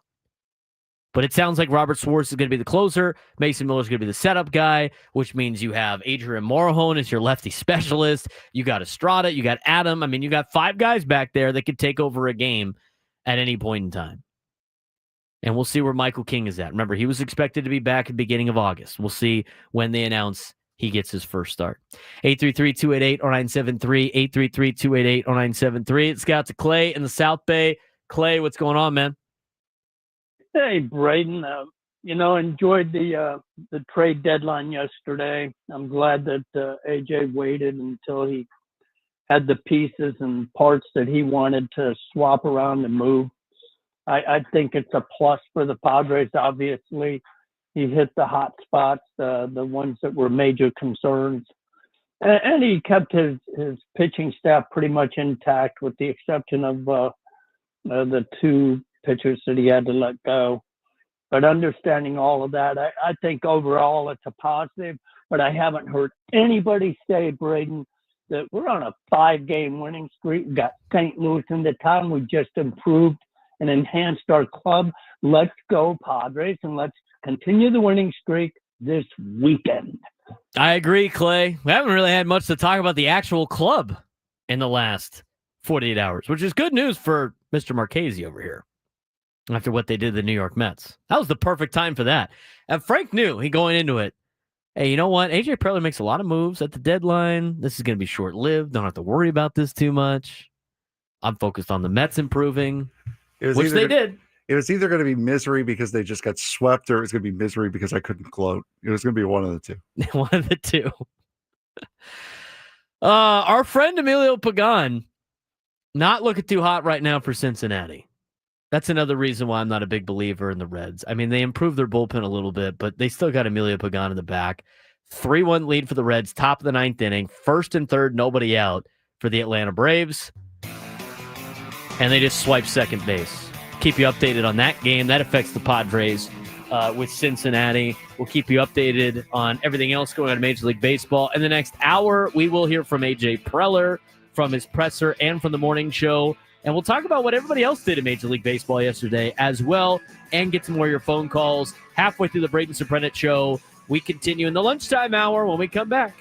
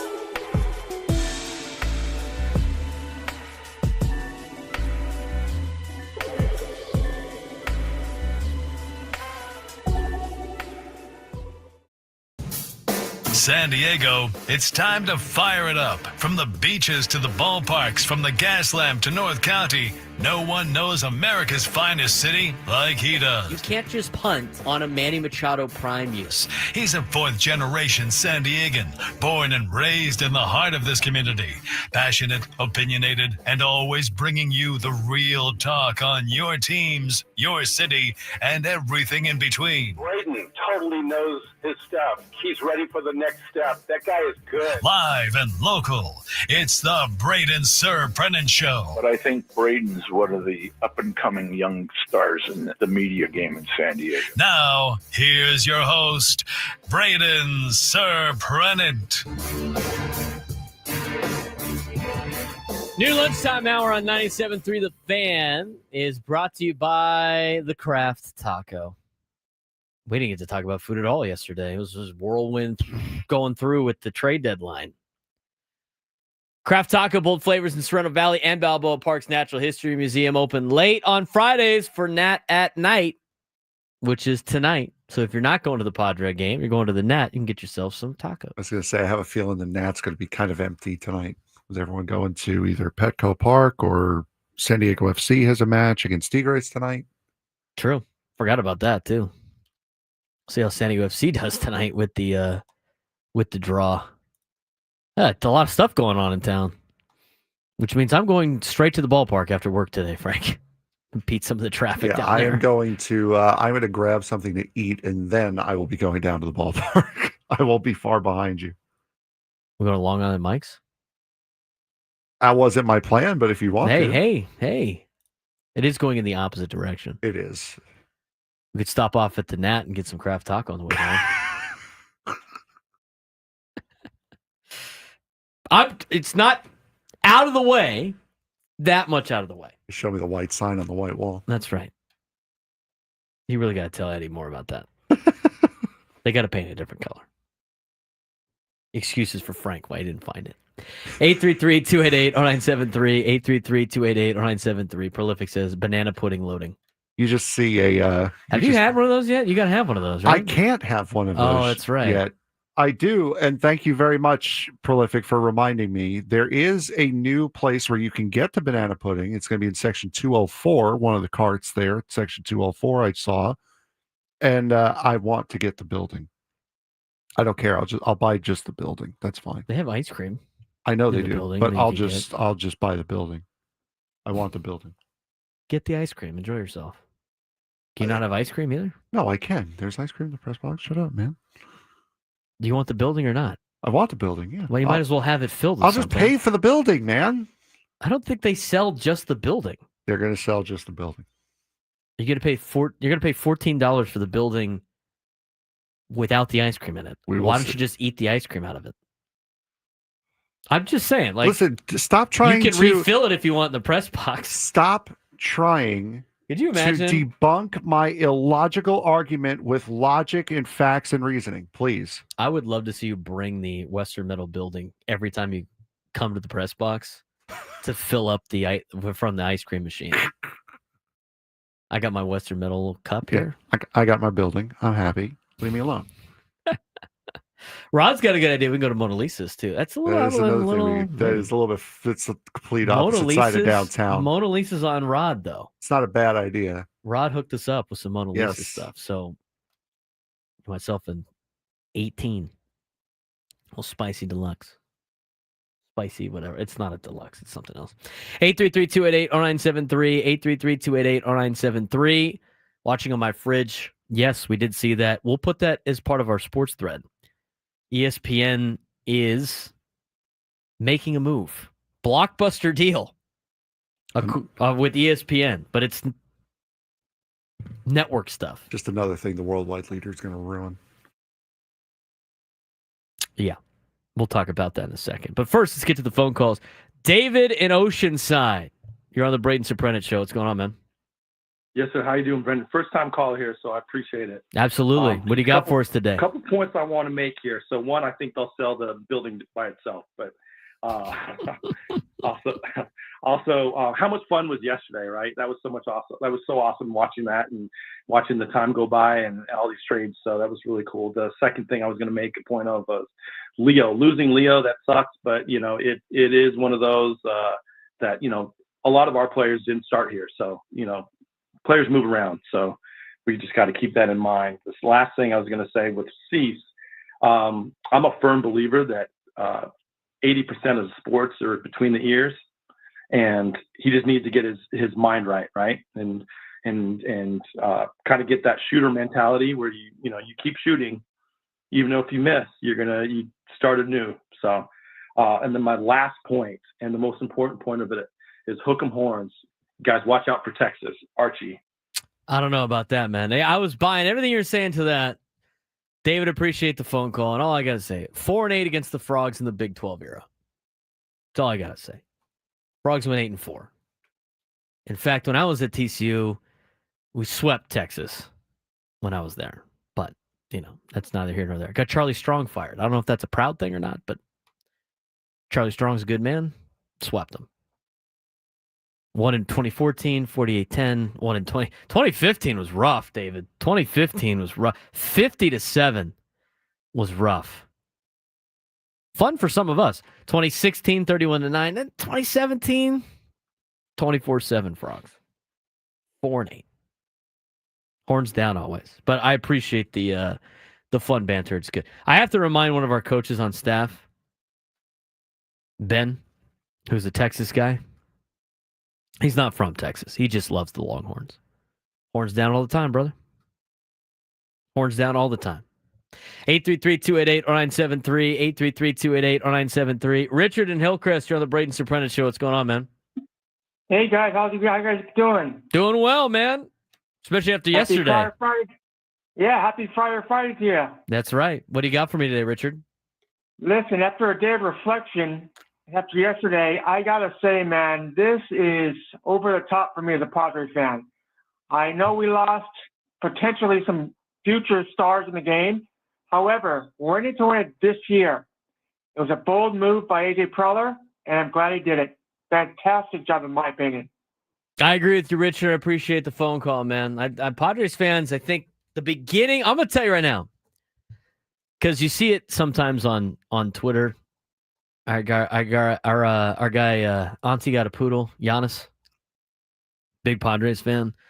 I think he posted at least once. They had us in the first half, not going to lie. I think they had a lot of Padres fans in the first half, not going to lie. Waking up to the Mason Miller trade was like, awesome. And then Leo's gone. Oh, not as awesome.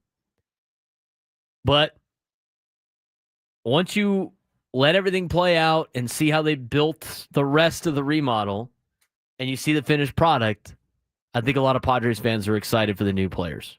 I think they're excited to see the new players tonight at Petco Park, repping the City Connect tonight. It's going to be a fun time. 833-288-0973, 833-288-0973. All right. We missed it last segment, but it's time to get to it. Didn't get to do it yesterday because we had a lot of stuff going on with the trade deadline, but what's going on in sports? Big news from ESPN. Let's get to today's sports thread. You know that group chat? The one that's always blowing up with the biggest sports takes, debates, and breaking news? You got barbecue back there, and you didn't invite me? Yeah, we've got that too. Welcome to the Sports Thread, where we break down the top 5 stories in sports, just like you would with your crew. Oh, no! Disaster! What a bad idea! No filters, no silence, just real talk. All right, Frank, what do we got today? Well, here we go. We will start off with number 1. The NFL played their Hall of Fame game yesterday. That's right. Totally forgot about that. Number 2. All right, thank you. Moving on. No, seriously, though. Number 1. The NFL and ESPN have reached a blockbuster agreement that will place many of the league's top media holdings with the sports network in exchange for equity in ESPN that is potentially worth billions.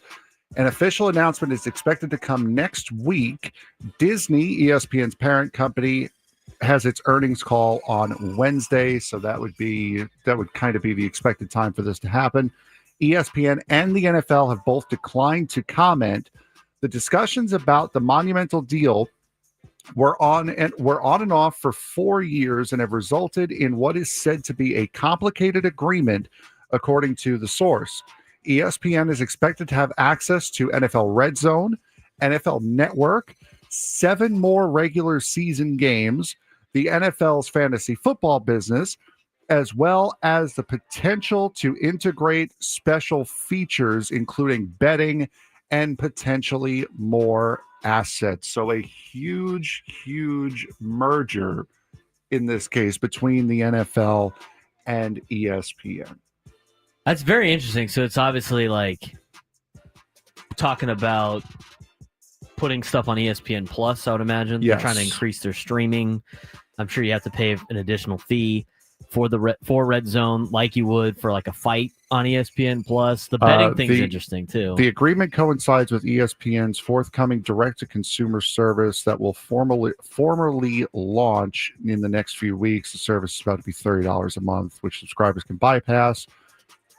Cable or satellite providers watch ESPN programming, including live games on the app. Yeah, it's their new thing that they want to launch. Yes. Because they topped off on their subscribers, and they're like, why aren't we getting more? Well, there's only so many consumers out there. Yeah. And when you make everything like a month-to-month and you cancel it whenever you want, there's just going to be a hover. You're going to hit a limit. So this is their platform of, if you don't have cable, you can watch. Because right now on ESPN Plus, you cannot watch the main channels that are on unless you have a cable you log subscription. into your cable. Yes, right. So people that have just ESPN Plus can only watch the things on ESPN Plus. They can't watch the network channels that are on cable. This new platform is going to be, here's all our ESPN channels, here's all our ESPN Plus. And so what they're doing is they're adding NFL. So that makes sense now. They're going to add NFL Network to that. Yes, they're going to add the NFL Red Zone to that as well. Zone. So they're making their own sports app. They're making their own football app with the ESPN banner. With all the ESPN stuff. Mm-hmm. I mean, to be honest, that's like honestly the only reason why I still have cable for some reasons is because, I just want the sports. So that's very interesting. And the fact that it's a superior product because it comes to me immediately and I don't have to log in and it's easy to switch back and forth. And if streaming was more expensive than cable, more people would have cable anyway. So we'll see if that adjusts or not. All right. That's a very big story to start off our sports. Yeah. And again, it's going to continue next week as well, probably the middle of next week. So we'll have more on that. Number 2. Speaking of gambling, let me just... Gambling problem? Call 1-800-GAMBLER. GEGE 000-466. For a full list of games and rules, play at 7 Mile Casino. After making some of the biggest splashes of the MLB trade deadline, the San Diego Padres and Seattle Mariners have emerged as the biggest odds movers and most popular selection for bettors in the futures market. The Padres entered Thursday's deadline with a plus 3,500 odds to win the World Series, and promptly moved to plus 2,500 at ESPN Bet after acquiring Mason Miller, J.P. Sears, and The Athletic. They further moved down to 1,600 after getting first baseman Ryan O'Hearn and Ramon Laureano from the Orioles. San Diego also moved from 1,800 to 1,200 to win the National League pennant.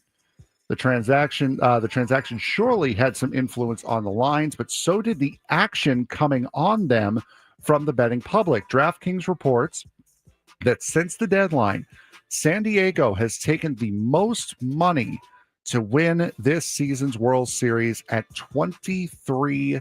The next closest being the Mets at 14%. So gamblers believing in San Diego after the deadline. Well, I would believe it too. Especially the other thing is the odds at that point were probably really good. And so that's probably why it flipped a lot. So not overly surprised. Padres, did you see what their percentage chance of making the playoffs on Fangraphs rose to like overnight? It rose like 35%. It's up to 88% now. They didn't even play a game. So, and the other thing too, though, is Cardinals sold, Giants sold, Diamondbacks sold, Reds kind of bought, not really. You got a 3-game lead on them. Be interested to see how many people poured money on the Padres winning the division over the Dodgers. Boogie, what that means basically is that everyone and their mother now believes the Padres have a lot better chances of winning the World Series this year today than they did yesterday. Or if they're Cowboys fans, they just are betting on their team. Exactly. Which is why the Cowboys lines always move a lot. Exactly right. Number 3. Announced earlier, the Chicago Cubbies and Wrigley Field will host the 2027 All-Star Game for Major League Baseball. Commissioner Rob Manfred announced today. The game will be played on July 13th, 2027. Manfred said in a statement, the hard work put in to transform all of Wrigleyville into an outstanding destination deserves to be celebrated and shared on the national stage. We look forward to bringing the Midsummer Classic back to historic Wrigley Field and working alongside the Cubs, city and state officials, and the local organizing group to bring the extraordinary experience of baseball fans of Chicago. So we have, where are they going next year? I forgot. They're going to Philly. They're going to Philly next year and then Chicago. No wonder you forgot. I'm surprised. They're not switching to American League? Yeah, exactly. I'm surprised it's not an American League ballpark. I feel like we've been on a National League run for a while. Yeah. Well, and think about this. Like with the Olympics, they want to have the All-Star game in San Francisco with the Olympics in LA. So that's another National League club that might get an All-Star game. That just means we're going to get on a wild American League run before something happens. I like it in Chicago. I got to go to a game there last year. I think it's a pretty cool place to watch a game. If you haven't been to Wrigley, maybe this is your big opportunity to do so. I want to play the Cubs in the playoffs just so I have an excuse to fly out to Chicago for no reason. Chicago's a great town. Anyway. There you go. Number 4. The first 5K held in the memory of John and Matthew Goudreau helped raise more than $500,000, which was enough to break ground later this year on an accessible playground at the special education school where the hockey players' mothers both worked.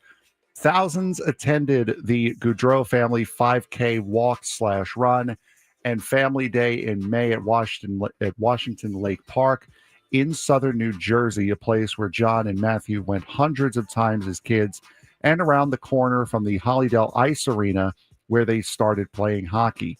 The 5K drew more than 1,100 participants on the walk, along with more than 1,100 virtually in the U.S. and Canada around the world. From the money raised on the walk, along with contributions made in the memory of Johnny and Matt Goudreau, the financial goal was met for the planned accessible playground at the Archbishop Damiano School, where Jane Goudreau and her daughter Kristen work.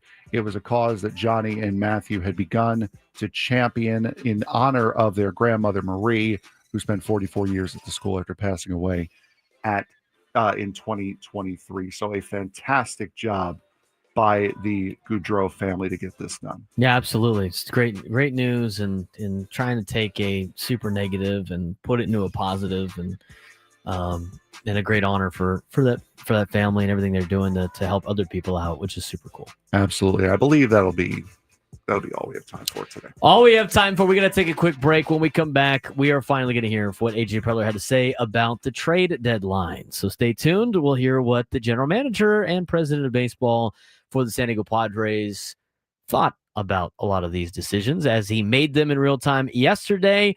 And we'll take more of your phone calls. Padres baseball coming up tonight at 6:40. EcoWater SoCal Padres pregame show with Sam Lovett at 5:40. Gwen and Chris are on after us as we continue on the Braden Surprenant Show, San Diego's #1 sports station, 97 The Fan.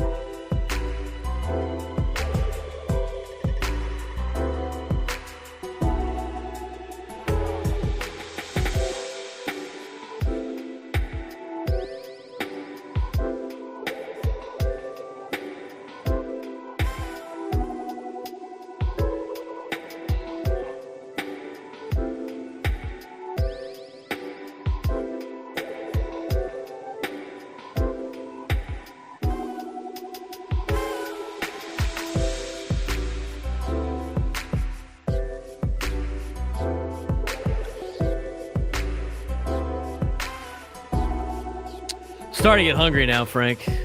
We're discussing places to get food on the way down. You don't want to eat the press box meal, Frank? You got to eat before then. No, I'm going to have to eat before then. I haven't eaten yet, so I'm going to have to do something. That's better than eating Skittles. Yes. That are Yes, like it is. frozen. You guys are going to see me spit out like 40 teeth. Like just.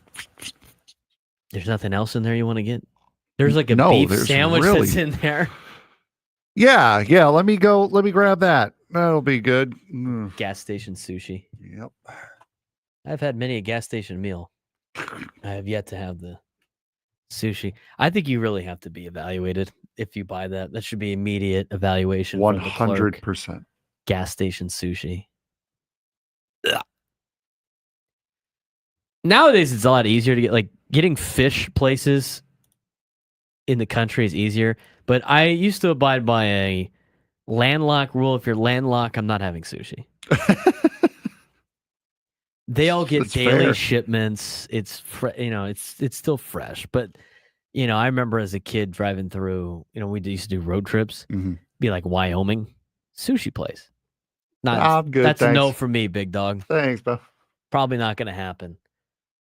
But yeah, Texas is not a landlocked state. They do have a coast down there, albeit swampy. But there were some good sushi spots in Texas, I have to say. But if I go to some of these places, I don't want sushi. I want sushi in, I don't know. Like my cousin they took us to a sushi place in Denver. It was good, but at the same time, I really want sushi up here. Is that trout? Is this fish you find in the rivers? Is that catfish sushi? No thanks. Padres diehard. I had calamari at the DFW airport. It was fire. Calamari at an airport before you jump on a flight is a risky move. That is a very. You are playing with fire. There's some things, obviously, that you don't really want to consume before you get on a plane. Calamari's probably on that list. I think your menu has to change a little bit in airports. I think it has to change slightly before you jump on a plane, depending how long your flight is. Calamari before. Cole Brooks, I have 1,000% have had gas station sushi before. How did you feel after that? I think my dad got sick the other day eating. I'm blaming the oysters Rockefeller, which is legit, but that could go wrong very quickly. My dad got sick the other day, bad, having one of the Mona Lisa's sausage rings. Now, to be fair to Mona Lisa's, was it undercooked?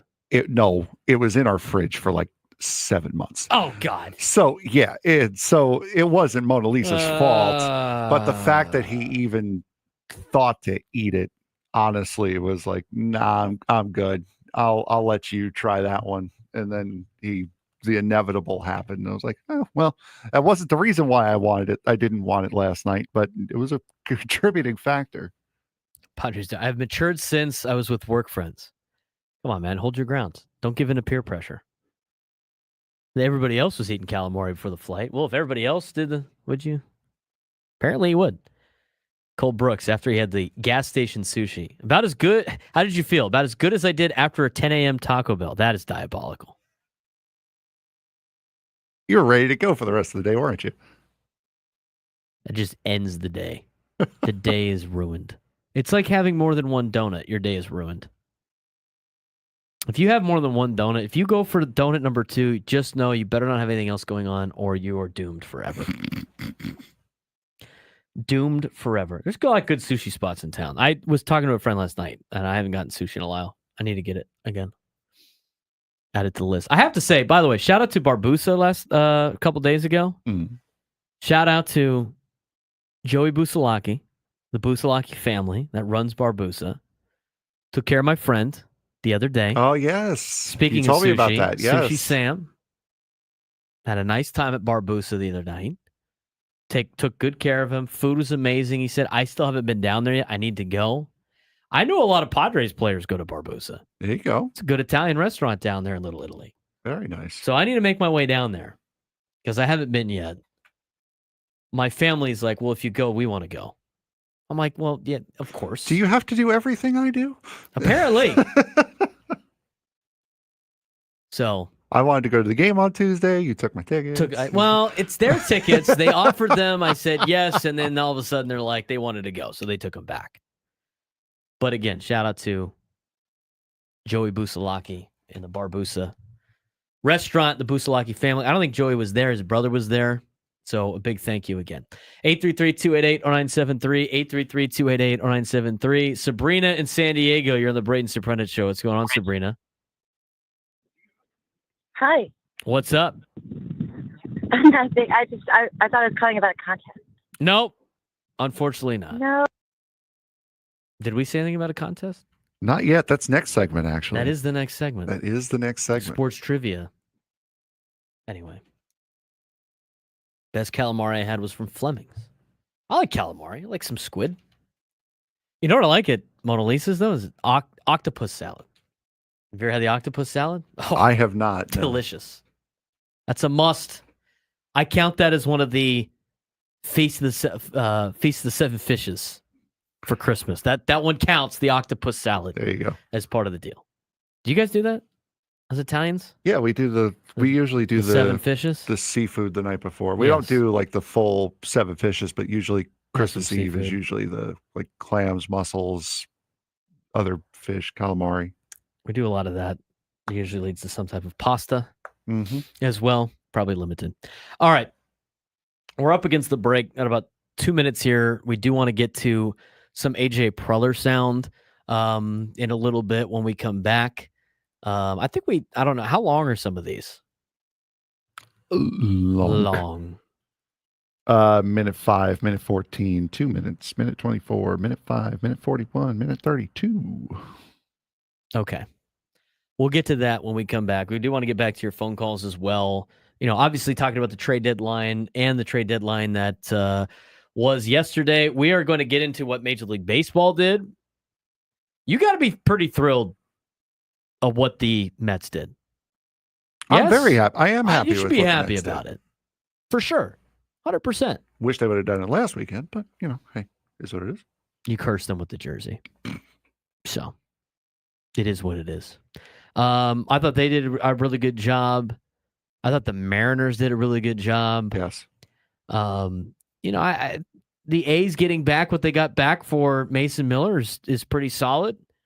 And there were some surprises out there, too. And we'll talk about those later on also. When we come back, we'll hear from AJ Preller as we continue on the Braden Surprenant Show.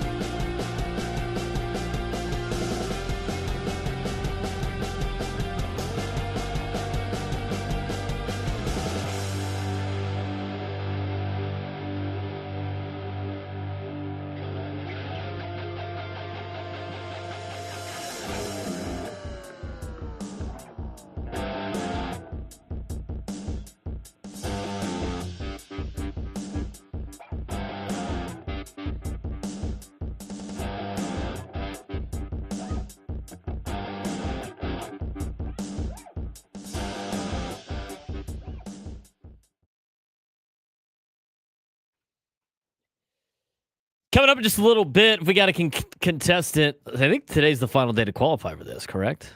August 1st?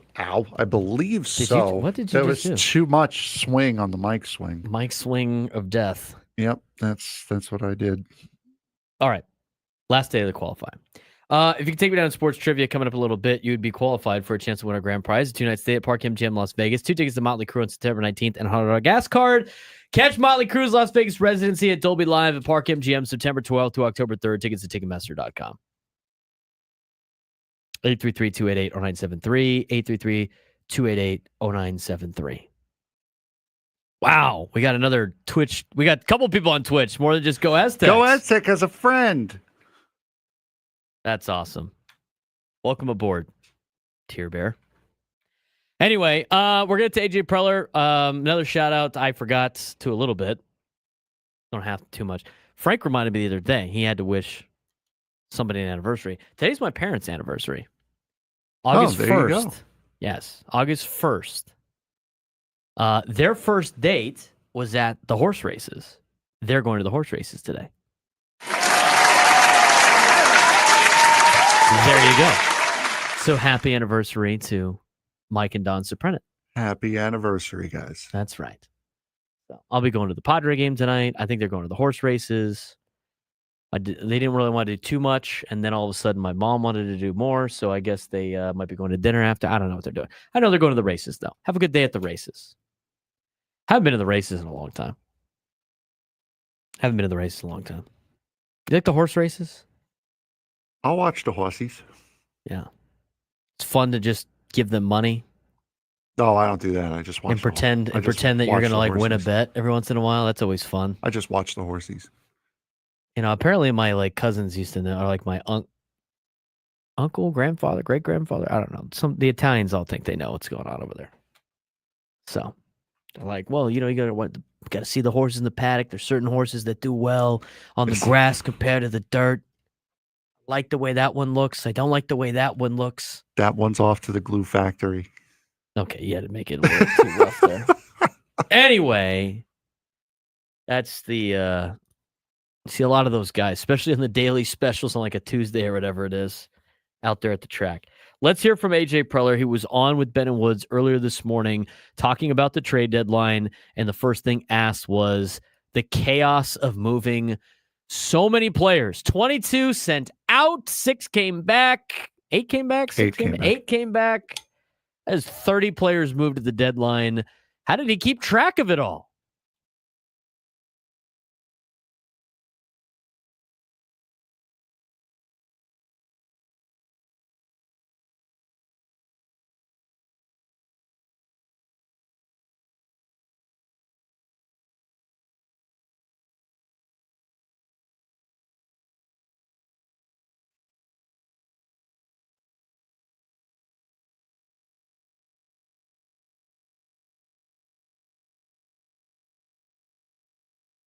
all those holes. It was kind of what's the order? How does it all fill together? So I think, how it all played out yesterday, there's always a little bit of, hey, is this going to, are we going to be able to do X, Y, and Z when you're trying to do 2 or 3 things? And they all kind of are tied together, similar to last year at the trade deadline. We knew we had to make multiple moves. But, we went into it, knowing, hey, we have a few different plans. We weren't going to make, like the first move or 2 unless we felt pretty good that we were very convicted that we had a chance to line up on getting the offense better. So, I think in our first choice was that Oriole choice. And, ultimately, it came together. There were some stressful moments for sure, just making sure that everything went through, especially, I think you're dealing with medicals, you're dealing with a lot of teams competing for the players, but, all part of, I think the big part is like being prepared. I think the hundreds of hours that you go through about the different scenarios. So we were, we knew right even up until the last few minutes of the deadline, we were like, hey, we think this is how it's going to play out. And it kind of played out that way in terms of the order and how things went down. It's a lot of moving parts with AJ Preller at every trade deadline. I mean, he has experience with it at this point in time.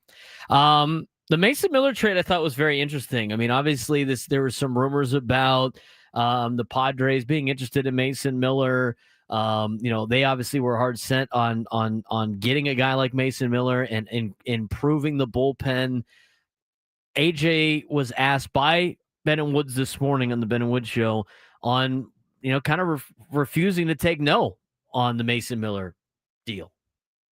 Yeah, I mean, and you gotta, again, like I think in a lot of the cases we have you have a feel obviously through knowing teams, what they're trying to do, their personalities.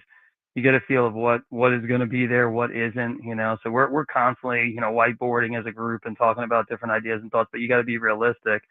I think with the Oakland scenario, Josh Stein, our assistant GM, he was talking to Oakland for much of the last like week or two, and he just stayed on it. I think they indicated, hey, this is what we were looking for Miller. We probably didn't line up on it, but Josh, just kept going back, having conversation about a few of their players, and at the end would still kind of talk to them about Miller. And then, from my standpoint, I made a call a few days ago, and the biggest thing is they called us back in terms of, they had interest in a scenario that we had talked about. So I think, it starts with Josh kind of making those calls early and continuing to lay the groundwork, and then, getting the call back from Oakland and ultimately leading to a deal. So. Clemento. I was going to say, where do you get a call back from? He said Oakland every single time, but everybody knows what they are, really. Would you rather him say Vegas or Sacramento? Hey, they said don't call it Sacramento, so Clemento it is. And that was a big trade yesterday. What about not moving Cease? Padres decided not to move Cease. Maybe they didn't get the package they wanted back. Here's Dylan Cease still being on. Here's AJ Preller talking about Dylan Cease still being a Padre.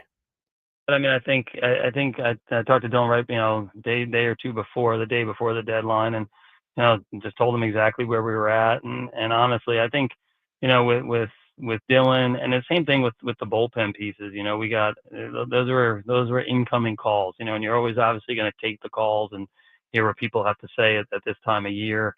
Make sure you're not leaving anything out there that can help the team and for now or the future. But I just told Dylan, the day before, he's been through this before. He's been in the game a long time. I mean, it's a big compliment to him that people have a lot of interest, and he understood that. But he also, was very clear with him. Schulte, myself, Ruben, our best chance is with Dylan Cease. We see him as a front of the rotation pitcher, a guy that can pitch a playoff game and win playoff games. And you want to be honest with guys and explain, hey, this is exactly where you stand. I think he knew that going into yesterday, and I think we're super excited with the team we have and with Dylan as a main part of the rotation. So Dylan Cease is still part of the team.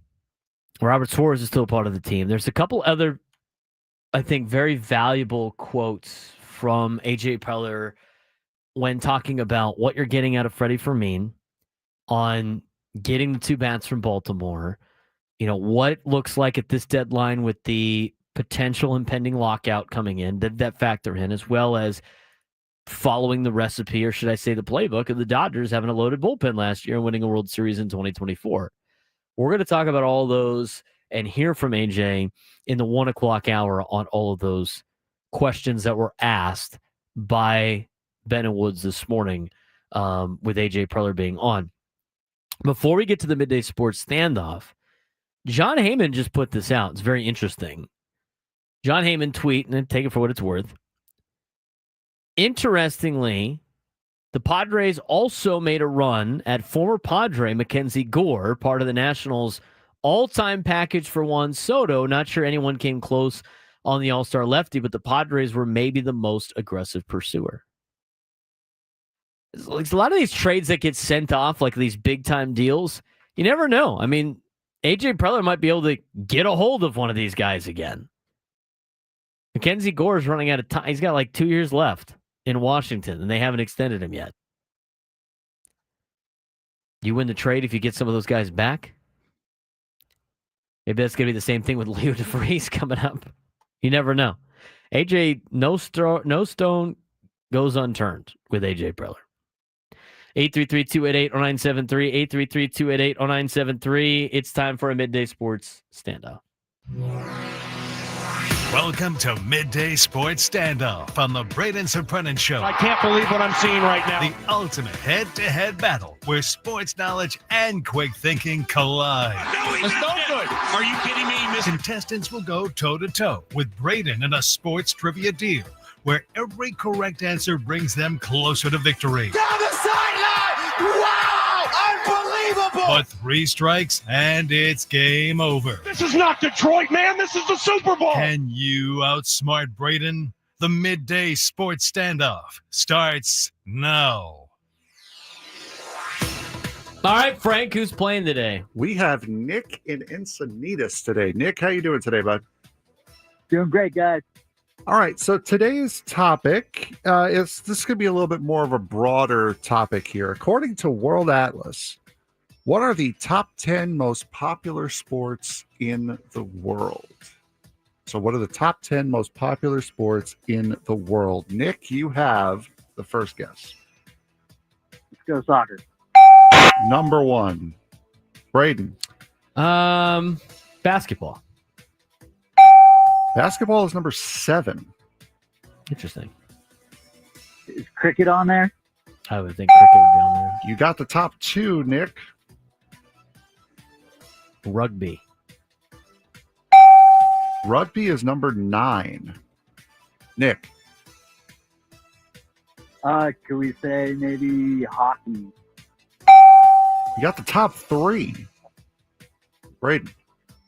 Let's go with, I think baseball's starting to grow a little bit.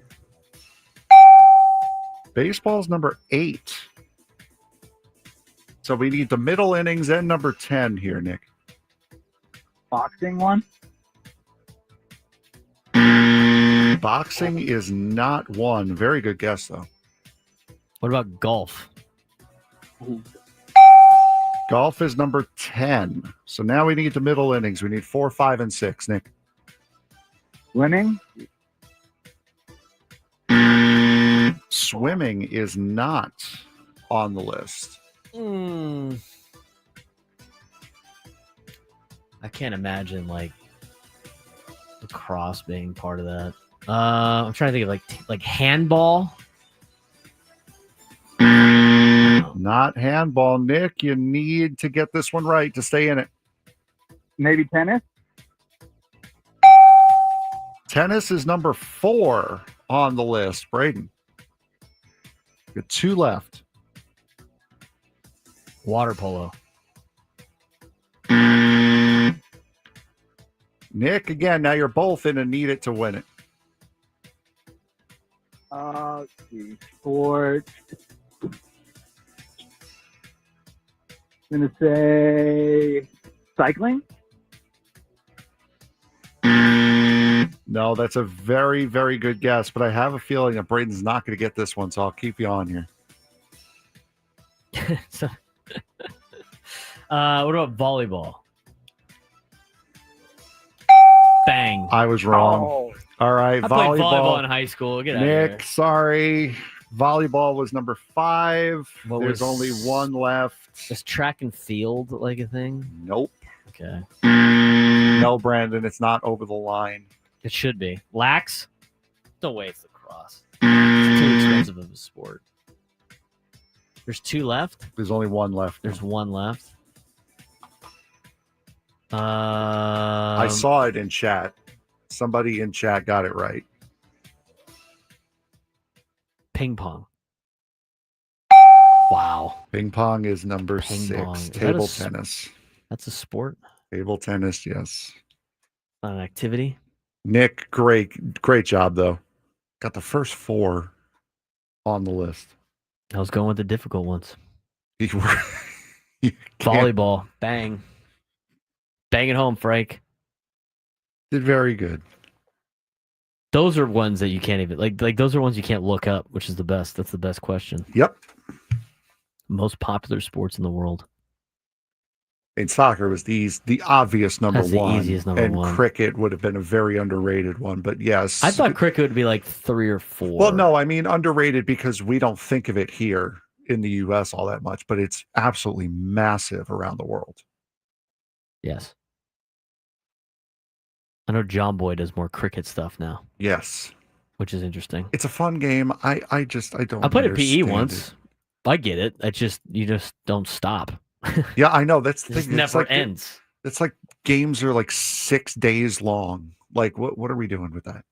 I think you have to get everybody out once, and then you switch, and you just keep running back and forth every time you whatever you can. I know if it goes over the signboards on a fly, it's 6. If it rolls over, it's 4. Like, I know some of the basics. You're just trying to get them out on breaking the wicket before they get there. Yeah. Or like when you're at the wicket, I Yeah. guess, to start, or catching the ball is basically all it is. And those guys, again, they're not up there trying to like hammer it. They're just protecting the wicket the whole time. And if they hit it far enough, then they can get runs by running back and forth. Yeah. Or cricket points, was whatever it is. cricket was the third answer there. So chance. So we did cricket was said. Yes, cricket. I played cricket in PE once at St. Michael's. It was fun. But like, did I stand in front of the wicket? No, I just stood up there like a dog, hammering the ball with a tennis ball, because they had the cricket bats, whatever they were. The paddles. Yeah. And we played with like a tennis ball, launching that thing. I'm like, I'll trust my hand-eye here, because nobody was throwing it that hard. Yeah, no one was doing in 7th grade PE, and they weren't doing it with the straight arm over the head, and nobody was trying to bounce it, which would be a problem. And plus, it's a tennis ball, so it's not going to hurt. No, exactly. It was fun. There's a lot of guys. I've seen a lot of cricket out here in San Diego. There's a couple of I think Sunday mornings I've seen it in Scripps at a couple of the parks. Speaking of rugby, which was the number 9 answer, San Diego Legion made an announcement today that they're no longer the San Diego Legion. I saw that. They are the California Legion, and they're going to play all over California. That's interesting. I'm out. I mean, like, what are we going to reunite with LA? It's just like one big California team. Imagine the Angels being the California Angels, but they play in every stadium in California. 1 o'clock hour when we come back.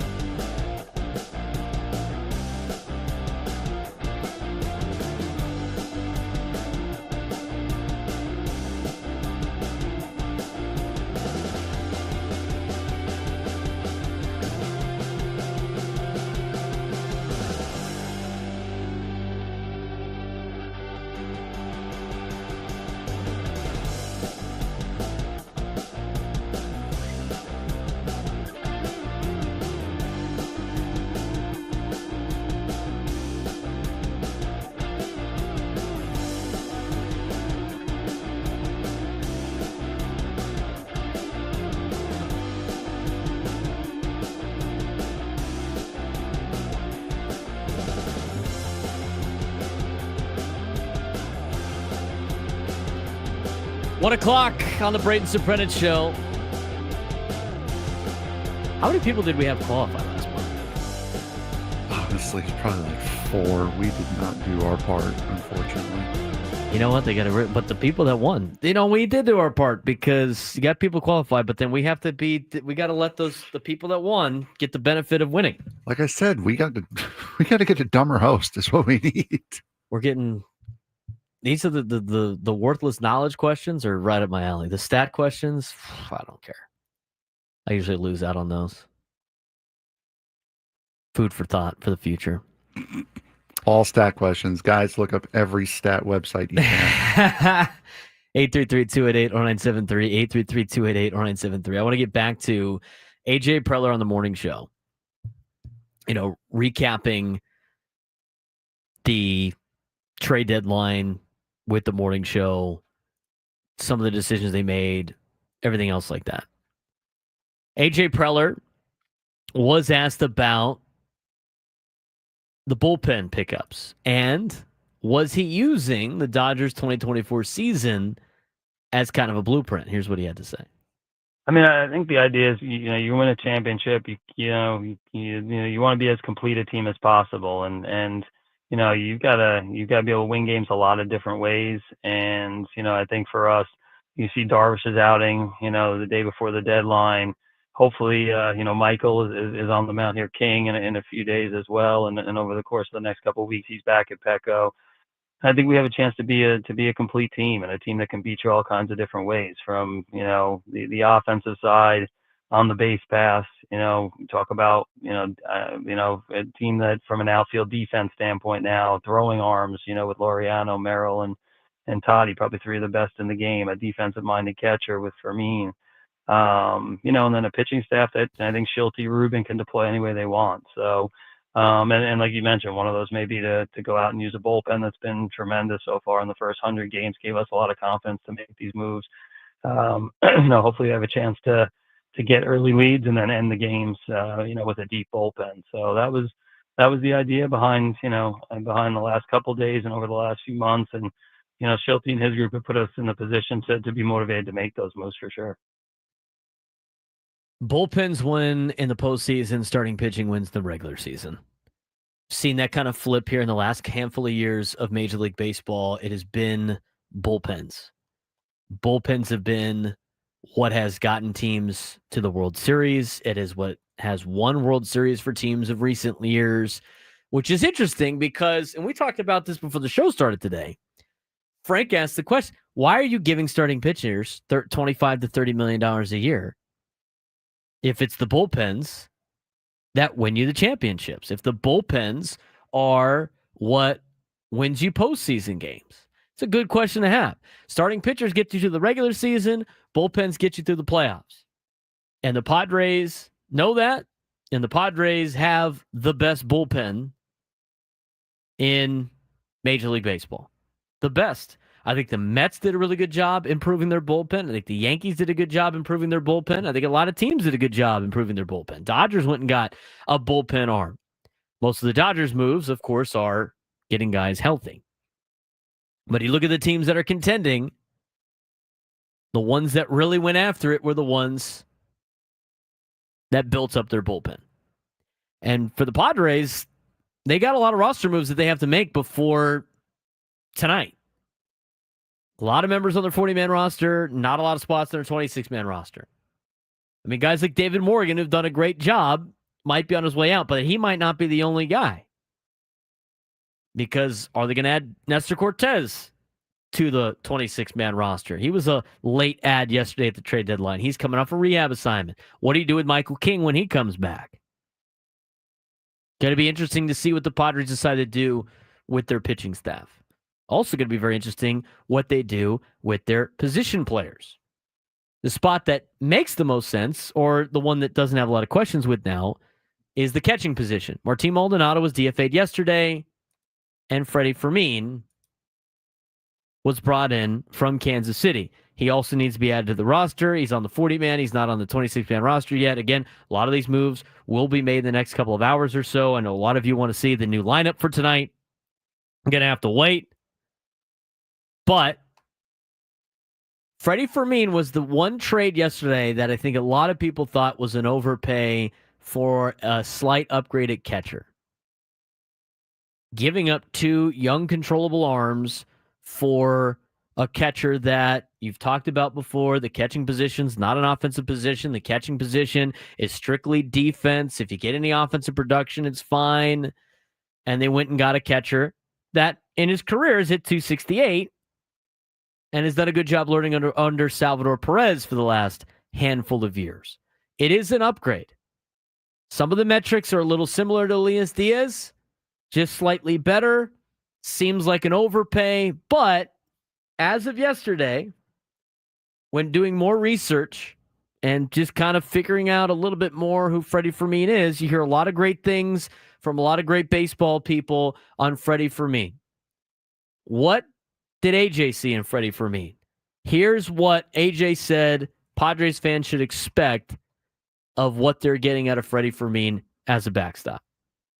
Yeah, I mean, he's a guy that over the years, our scouting group, has continued to bring up as an underrated player. Got to just a winning, you talk about winning guys, glue guys in different sports, especially at that position. And he's a guy that repeatedly the Royals have not wanted to move or deal, but the Royals have built up some catching depth. So for us, we always take note of that where there's some depth in positional depth in different organizations. I remember we talked about with Cronenworth when the Rays had a glut of middle infielders at the time. So, we make sure we're aware of that. And, a guy that Schulte had mentioned over the years, hey, if we can get to Fermin, I'd love to do it. And over the last couple of days, again, it's a real price. Bergert and Stephen Kolek. It's hard to have young pitchers that look like they could be young starting pitchers in the big leagues. We felt like we had, and we talked about it in the system. We feel like we came into this trade deadline with a really strong system, top to bottom, and a lot of pitching depth. And, I think for Bergert and Kolek, they're going to go on and get opportunity, and they're going to be good big league pitchers. But, needing that catcher, and specifically for me, like you guys mentioned, when we're sitting there and digging and starting to get into it, not just like good reports, but like glowing reports about, what he means to the Royals pitching staff, the organization, the pitchers. And we got a lot of debate about, some offensive-minded catchers that were on the board versus Fermin. And ultimately, we're super excited to line up on Freddie and glad to have him with us. And we'll see if he's in the lineup tonight for the San Diego Padres. Obviously, he's got to learn the pitching staff a little bit, but it'd be good to see the bat in the lineup. And I know everybody's excited to see the Padres tonight at home. That's the best part about having a home game right after the trade deadline. Get to see all these guys in Padres uniforms. City Connect Friday at Petco Park. Should be a fun crowd again tonight. And if you want to come down to the game and there's still tickets available, I highly recommend doing so. It's going to be a fun time at Petco tonight to see all these brand new San Diego Padres. Two of the names that we got at the end, Ramon Laureano, Ryan O'Hearn, two bats from Baltimore. one of them's a controllable bat, the other one's a rental, an all-star in Ryan O'Hearn, outfield, depth, and having a really good season this year in Baltimore, Ramon Laureano. Big upgrades that the Padres have needed that help fill out their roster. Here's what A.J. Preller had to say about getting 2 bats from Baltimore. Yeah, I mean, I think we knew with the composition of our team, like right and left-handed, helping in left field. I think we felt like we were looking at multiple bats, and I think for us to put Boston Bateman in the deal, we needed to get both players back. So we weren't going to do Boston in any kind of rental situation, so from our standpoint.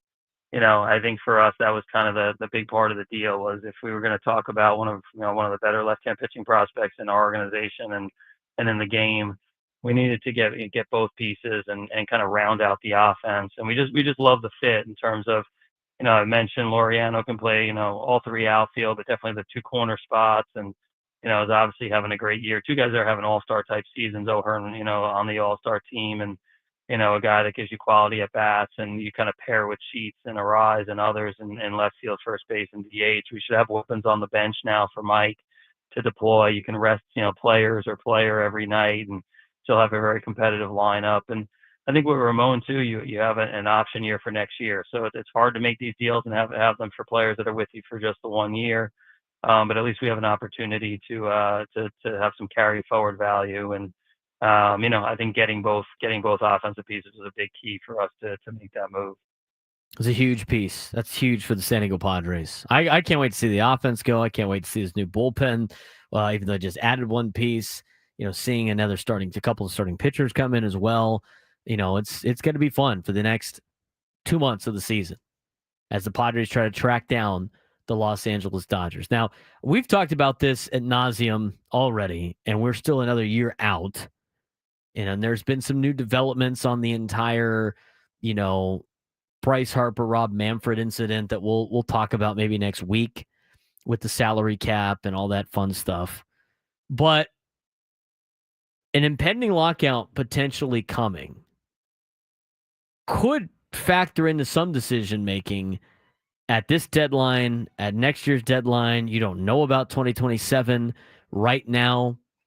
For Major League Baseball, we talked with Mike Claiborn. Obviously, we all hope the people that are part of Major League Baseball have to cover Major League Baseball. We don't want to miss any games as the labor negotiations will commence at the conclusion of the 2026 season. That was miserable a couple of years ago. It might be worse. How much of that factored into the Padres going all in? Here's what AJ had to say. I mean, we're always aware of like what the landscape is for the next 3 years. Myself, John Seiler, Eric Rubner, we talked about it at different points in time in this deadline. But I think it's hard to predict what's going to happen with with the labor situation and in the 27 season. So I think for us, it's more about like the organization landscape, the baseball landscape in terms of, looking at our team this year, having an opportunity to win a championship, which is the idea.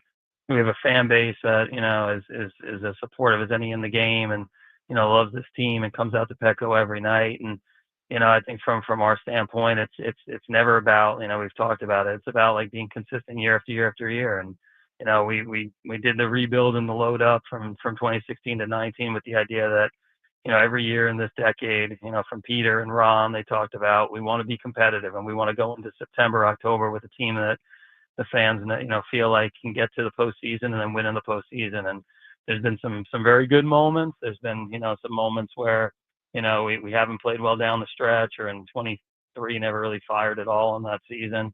But every year we feel like we've had a team here that, can win. And, we didn't look at this the last few days as like, because of a labor situation or really because of anything that, hey, this is this is 1 year. It's like, no, we liked, having Mason Miller for 4+ years. We liked having JP Sears for multiple years, having the flexibility with Laureano, getting O'Hearn to a team that's shown a lot, having Fermin for 4+ years. So, I think for us, Will Wagner, another young bat that we've been looking at for 6-8 months now. I think for us, they weren't moves just designed towards the next 3 months. They had, a team that's shown they can win a championship this year and then, have carry forward value. And that's really what we look at all the time. And that's the big reason why this trade deadline is even better than what it was when we first initially saw it. 833-288-0973, 833-288-0973. When we come back, we'll take more of your phone calls and a couple of buy or sell questions from this year's trade deadline. What did Frank and I think about how Major League Baseball did at this year's trade deadline? We'll talk about that as well as we continue and get to our final hour of the Braden Surprenant Show on San Diego's #1 sports station, 97.3 The Fan.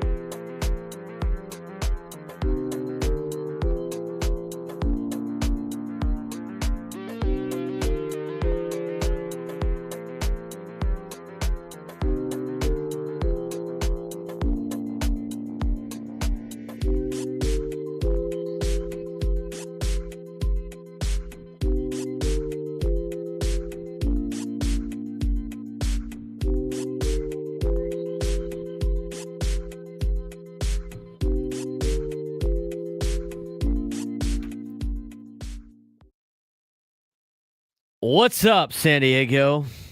Couple of segments left on the Braden Surprenant show. He's Frank Marchese. I'm Braden Surprenant. Kind of finally wrapping up this trade deadline. Interesting. I got to double check this here. Milwaukee. I got to see. I don't really necessarily trust the potential thing in the chat. Go Aztec saying Braden sounds like he's done. I think we're all kind of done after this week. This is going to be a very welcomed weekend to come up. Are you surprised, Frank? Yes, always. Damn it.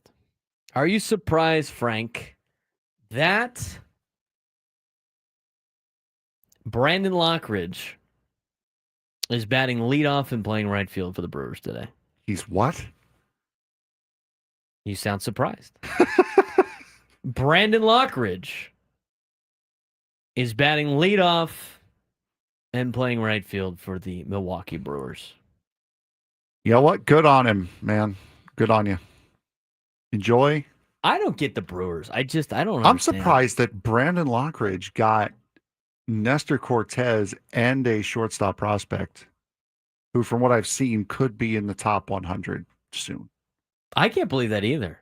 That was a big haul for Brandon Lockridge. You traded Enel de los Santos for Brandon Lockridge, and then Brandon Lockridge for a top 100 prospect and Nasty Nestor. Now, past his prime, Nasty Nestor, hey. He had a prime. He had 1 year. Yeah. He had an year. He made the All-Star team. You just don't like him because he was a Yankee. No, he had an year. That's just being factual. You just don't like him because he's a Yankee. Once a Yankee, always a Yankee. That's true. Frank doesn't like any New York Mets that used to be Yankees. How many current Mets? I didn't say current. I just said in general. There's probably a decent amount of players that used to be Yankees. I mean, Al Leiter is one that immediately comes to mind. David Cone. Darryl Strawberry was a Met first. You can't put it past the guys that were Mets first, but the guys that were Yankees first. Doc Gooden was a Met first. Frank holds it against them. Could you imagine any Phillies that turned into Mets? Oh, man. Oh, my God. Frank would never root for them. Brandon Lockridge bats leadoff today. That's one former Padre. And then they're playing the Nationals, of course, so Abrams and Wood are in the lineup, too. The top three hitters. Three of the top 4 hitters. Is Gore pitching today? No, Gore's not pitching. Okay, I was going to say, because then it's the Milwaukee Padres versus the Washington Padres. Lockridge is batting leadoff for Milwaukee. Abrams and Wood batting 1-2 for Washington. How about that? Brewers building a statue for Lockridge right now. I hope so. All right, let's get to some of these questions that I texted you this morning. But I'll ask him. It's fine. While I was still half awake. Thank you very much for that. He was just watching Mets highlights of all their new players. I was watching the back of my eyelids was what I was doing. Why do you have all these Cedric Mullen highlights on your YouTube page right now? Listen, no man. reason, man. All right. Buy or sell, real or not, the 2 teams that beat in the American League reside in the AL West after the Astros and Mariners made big moves. Astros and Mariners, teams to beat in the American League, buy or sell? Sell. I also sell. I think Toronto's a more of a threat. I think Detroit is well. too. Yeah. I think. Yeah. What did you think about those moves yesterday? They made a Astros lot got Correa back. Mariners went and got a couple of bats. Again, they were active. They got one bat. They each got one bat. They got Correa and they got Suarez. Josh Naylor also for Seattle. I don't trust Seattle late in the season because they've shown it so many times that most of their acquisitions don't pan out. Houston, we know, has been there. It's not a new guy to them. It's Carlos Correa coming back, so you know what they're getting with him. He's batting cleanup today. It's Detroit and Toronto are still the 2 top teams to watch in the American League. And I also think the American League is so together that you could potentially just take the top 6 teams and put them whatever order you want. Yeah. And you wouldn't have too many arguments against it. So top 2 teams in the American League after yesterday being the According to Mariners and Astros? Probably according not. to Zach Meisel of The Athletic, both Emmanuel Clase and Luis Ortiz's lockers have been cleared out. I mean, what do you We keep know- the lockers for at this No, point? I understand, but Luis Ortiz has been gone Right. longer. So why is he still had his stuff in his locker? So that's just saying they're not anticipating bringing either one of them back. So what does that mean in regards to the investigation? Maybe they just don't even want to deal with him anymore. too. That could also They're be like, it. you know, it's just not even let's forget it. But I think that's very telling. It's funny how this investigation is very detailed, it's gone over months, and the other one lasted like 2 days, and just we're like, oh, it's over. I saw that comment on Twitter. I said these investigations are very thorough for 29 of these teams. Yeah, yeah. Buy or sell the two teams to beat in the National League are in the NL East after the Phillies and Mets loaded up at the deadline. I'm going to sell that too. I'm selling it from the Phillies side, surprisingly. Yeah, I think I the don't- Mets are pretty good after yesterday. Their bullpen definitely got better, which was their Achilles heel, as we saw. But I think the Padres are the other one. It's the Mets and Padres are the teams to beat. Chicago didn't do nearly enough at the deadline to cement themselves as the number one in the NL. And plus, Milwaukee is just as good as they are, and they got fringe pieces. And the Dodgers are getting healthy. Yeah, The Dodgers already have players. Exactly. They're getting there. They're not there now. This is where you would have expected them to be about 8 or 9 games up. They're only 3, and the Padres got significantly better. Let's get to the Padres question. Actually, no, we're going to skip that. We're going to come back with that question. This is going to be a biased answer for Frank. Do we have Drake Hills coming back? No. on? Oh, we do not. Oh, okay. We don't have him coming on. Trade deadline stuff. No, He I will know. be I thought next week. we were anticipating having him in here, and then we thought Adam would develop a twitch if we did 40 minutes of soccer stuff the day after the deadline. But I thought he would. I thought he would still at least call in. I didn't realize. No, we're punting on that. Okay, gotcha. We'll do the Padres question when we come back. Might get a biased answer to Frank. Buy or sell the Yankees helped their chances for a World Series return at the deadline, and the Dodgers did not. I would buy that. I would 100% buy that. The Yankees got a lot of bullpen pieces, some things that they needed, a lot of top-end bullpen arms. David Bednar is over there. Camilo Doval was a late addition to them at the deadline. And again, the Dodgers did next to nothing. But again, their trade deadline is on the IL. That's why I want to sell it, because the Dodgers, I mean, you can say they picked up Blake Snell at the trade deadline. Yeah. Right. I mean, they're going to they're picking up players that are already, they're picking up their payroll. Their payroll's coming back, and they're going to get improvements that way. But you have to say the Yankees getting David Bednar and Camilo Doval paired with Devin Williams, and they just picked up Jake Bird. Mm-hmm. I mean, they have a handful of players. They get probably 3 to 4 bullpen arms that are closers, just like the Padres and the Mets have multiple guys that could be closers on other teams. I think the Yankees did a really good job. I'm selling it just because the Dodgers, just because they didn't make moves doesn't mean they're going to get better after the trade deadline. But if we're just talking about yesterday, Yankees went out there and made themselves better. Yeah, 100%. And year. go Aztecs. See, as I've said many times before, I may show my biases, but when it comes to genuine opinions, I will give you a genuine opinion with no bias. Yankees vastly improved their bullpen, which they needed to do. Correct. Question about the Padres. The Padres are now a legitimate threat to dethrone the Dodgers in the National League West after their latest deadline spree. Buy or sell? We will do that when we come back. Braden Surprenant Show, Standing Someone Sports Station 97 to the Fan.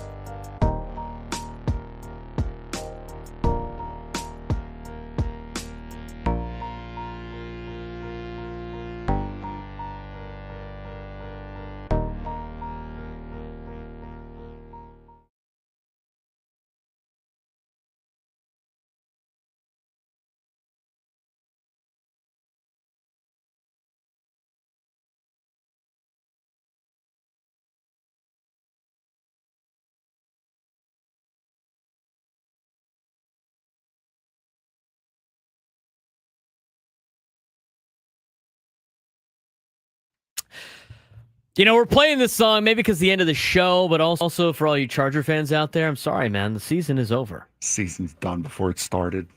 You guys are hosed. It's over. From 2002 to 2024, no team that won the Hall of Fame game went on to win a playoff game. They were 0-8 in postseason games during that span. Chargers have been eliminated from postseason. It's not crazy. It's sports. Remember those Sports Center commercials? It's not crazy. It's sports. So, sorry. Trav, buddy, season's over, dude. So, just hang up the Charger jersey. Just focus on the pods. Don't need to bring them up ever. Season's over. Don't worry about it. And this is my favorite part when I bring this up. Even if I say something negative about the Chargers, everybody's like, nobody cares, nobody cares, nobody cares. Oh, a lot of you care because you immediately comment about it.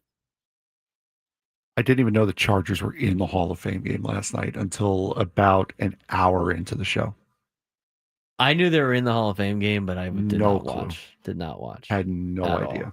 all. I still don't remember who they were playing. Why is the Charger season over? Because they won the Hall of Fame game, and the teams that win the Hall of Fame game have not won a playoff game since 2002. There you go. It's obviously a joke, guys. Relax. Relax. Let's get out to a phone call before we get to this next topic about the Padres catching the Dodgers. Luis in Lemon Grove wants to weigh in. What's going on, Luis? Luis, are you there? He gone. Must be a Chargers fan. R.I.P. Season's over, dude. That was your Super Bowl. 833-288-0973. 833-288-0973. All right. Buy or sell post-deadline. Back to the Padres baseball. Everybody freaking out about the Chargers.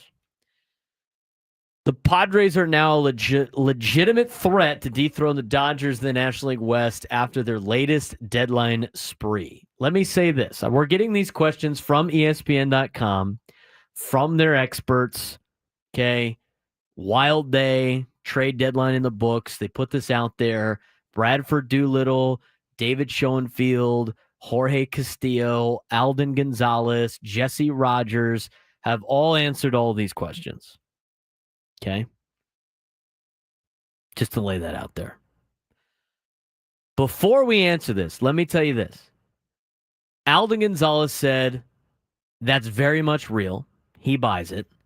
Jesse Rogers says real. They got better where they needed to, especially at the catching position and at the bottom of their order. Do you want to see everything else that they've said? Alden Gonzalez does cover the Dodgers a decent amount. He's a Southern California reporter for ESPN.com and ESPN. He's been on a lot of our shows before. I mean, he watches these teams on a daily basis. They both said real before anybody says we're biased. Frank, buy or sell? It depends on next weekend, or it depends on the next series. I'm inclined to buy. All right, let me rephrase this. The Padres are now a legitimate threat after their latest deadline spree. So you can't 100%, say after. So 100%. That's the question. 100%. Yes, I buy it too. They were already 3 games out.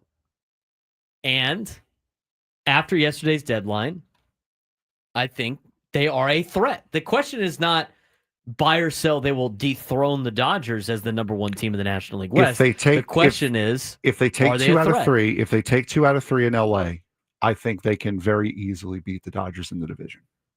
I think they can too. You have to be able to go into LA with that pressure and win. If they do take 2 out of 3 in LA in 2 weekends' time, I think the Padres will be your National League Western champions this year.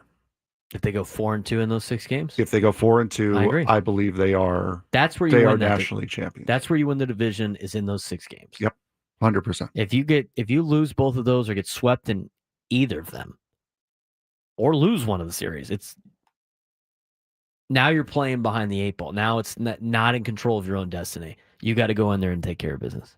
To address Mike B in the chat, we're talking football this year. We're talking football in the fall. But we got to have games start playing before we start talking football. All right? We're talking football. Next question on the list. That was the big Padres one. Buy or sell. Cubs and Tigers are still teams to fear in October despite their less aggressive deadline approaches. I'll buy that. I think the Tigers are still the class of the American League, and I think the Cubs still have the ability, whether it's with guys like Pete Crow Armstrong, Kyle Tucker, whether it be the starting rotation with Shota Imanaga. They've had a couple of bullpen pieces, I believe, come in.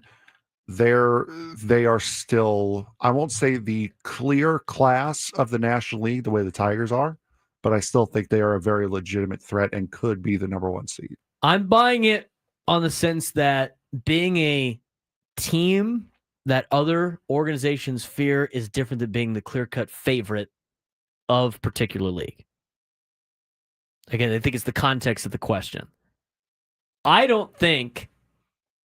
think the Tigers kind of added at the they did a conservative. They rounded off sharp edges. They went with a conservative approach. They didn't go with an all-in approach. I think the Cubs did the same thing. I think they went more with a conservative approach instead of a all-in approach. But that doesn't mean they're not a team to fear in October. Like, remember all the series that the Padres had? Remember the two series the Padres had against the Cubs? Mm-hmm. Those were two battles early in the year. Padres got them at home, lost them on the road. They are a really good team that can hit. And you got good pitching, which usually beats good hitting. But at the same time, like that's you don't want to run into them if they get hot at the right time in October. As far as the American League is concerned, when you got Tariq Skubal, that's the class of the field. That's going to be a team that other organizations are not going to want to play.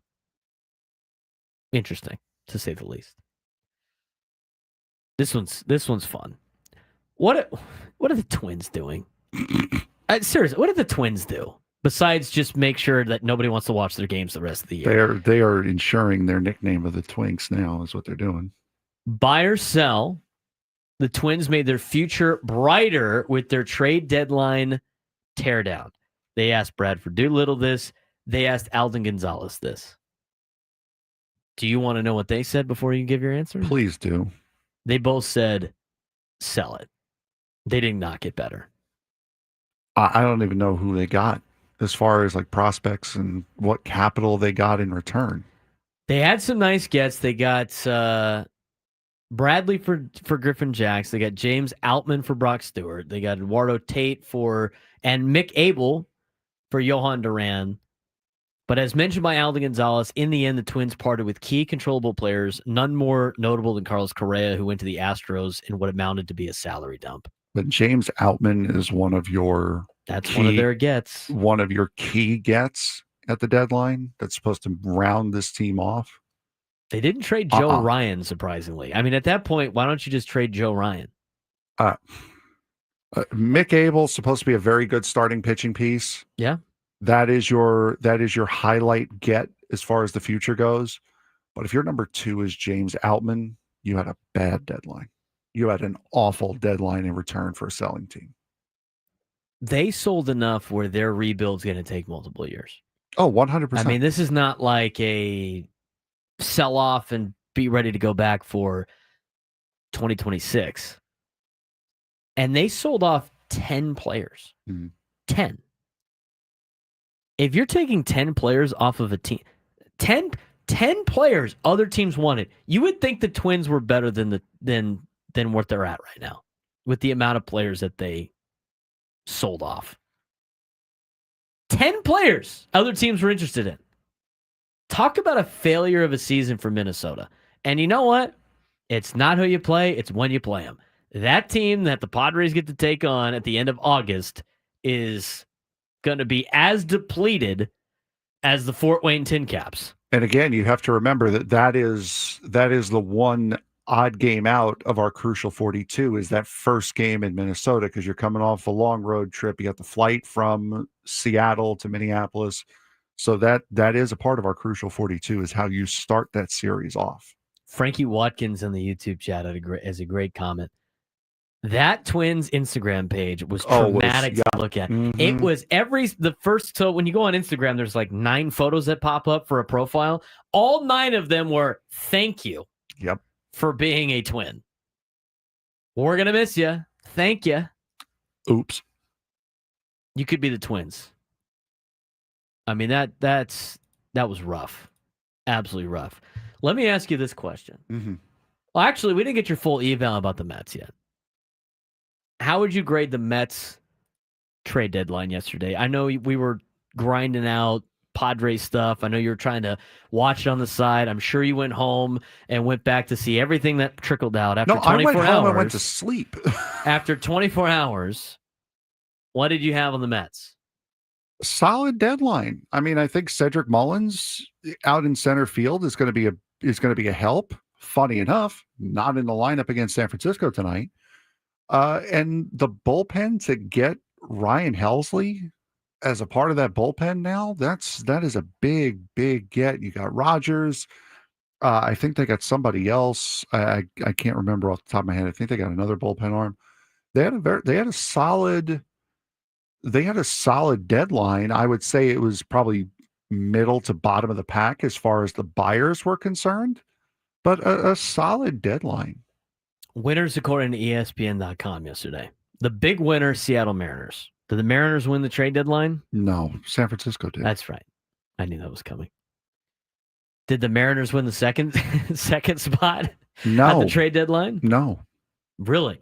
Oh, I think the Padres won the deadline. ESPN's got the Mariners as the big winner for the Eugenio Suarez, Josh Naylor, 2 separate trades. And I'm not saying this because I'm working on a San Diego radio station. I'm not saying this to try to curry favor after my smart assness at the beginning of the week.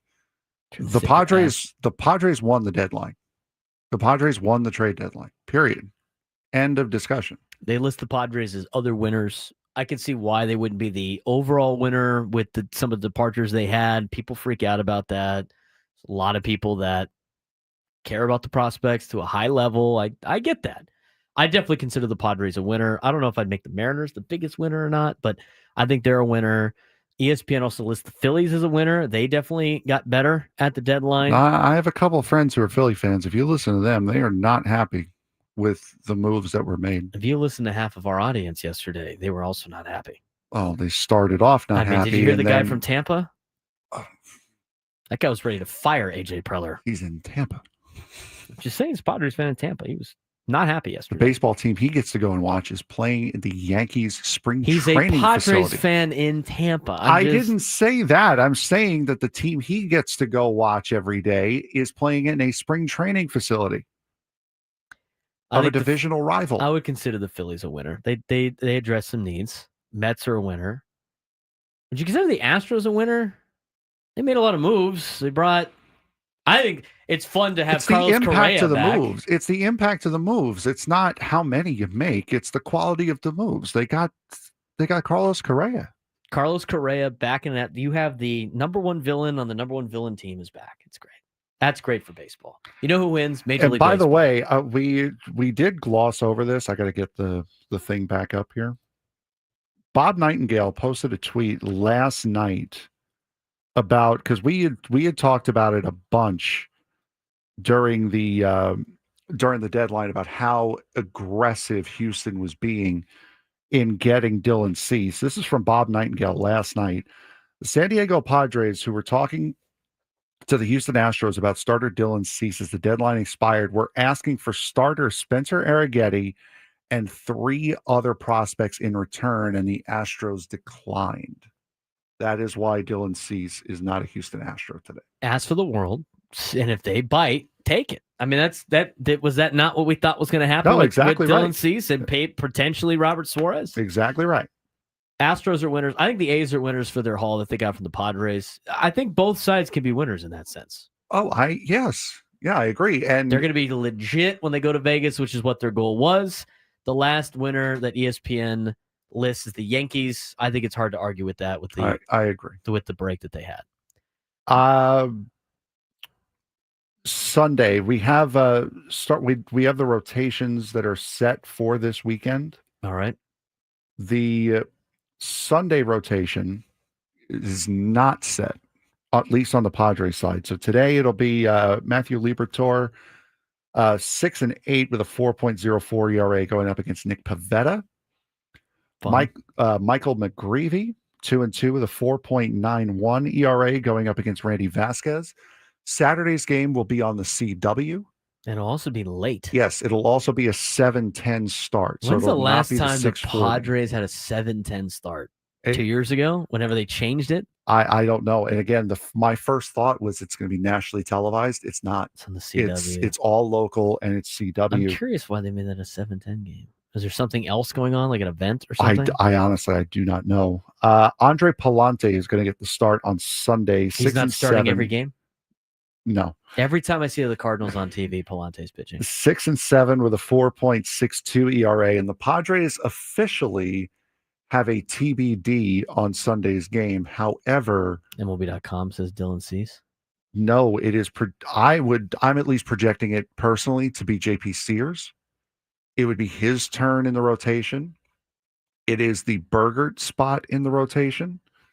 And the last time JP Sears pitched was on the 28th of July.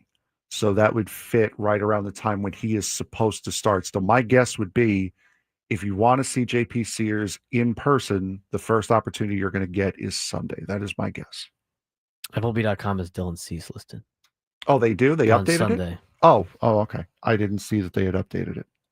Was that this morning? They must have just done it. Yeah, they must have just done it, which means if they are just announcing Dylan Cease as your Sunday starter, expect roster moves coming soon, and then expect a lineup soon after that. I'm checking on Monday now. TBD in Arizona. We don't really have time for these phone calls. Andy, Anthony, and a name we don't know who you are. Hopefully we can get to you next week. There's one other thing I wanted to talk about. Oh, we'll finish the show with this. What was the biggest surprise in baseball? Biggest surprise non-trade yesterday in baseball. What Biggest player surprise non-trade? did not get traded that you thought was going to get traded? I would say Luis Robert. I find that to be very shocking as well. Everyone said he was gone. Also, Sandy Alcantara as well, because they were saying in Miami he had his bags packed. He was gone. He was out.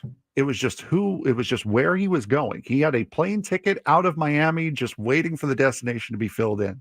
And he didn't go either. The Robert one is not as surprising because he had a bad year and the White Sox were asking for what he was. So it's not as surprising. Sandy, same, because the Marlins said that they were going to trade him during the offseason. So when Cease wasn't going to happen, I didn't think Sandy was going to happen. Stephen Kwan was shocking to me because they said it was like a formality that he was going to get traded. And when the Padres acquired Laureano and O'Hearn, there was still an hour left. I thought for sure the Dodgers were going to answer with a Stephen Kwan potential trade. I thought Stephen Kwan was going to end up a Padre or a Dodger. When the Padres ended up with Mason Miller, I was like, okay, now I'm waiting for the Dodgers to potentially get Kwan. I was actually surprised the Dodgers didn't buy as much as they've done the last couple of times. I don't see Cleveland doing a full tear down rebuild. And if you're going to do a full tear down rebuild, then Kwan would have went. Remember, they're only a couple of games out of a wild card spot. Yeah, well, this is just an off year for them, honestly. He's Frank Marchese. I'm Braden Surprenant. Thanks again for joining us today. We'll be back on Monday. Coming up next, Gwen and Chris. Gavin Sheets joining the show.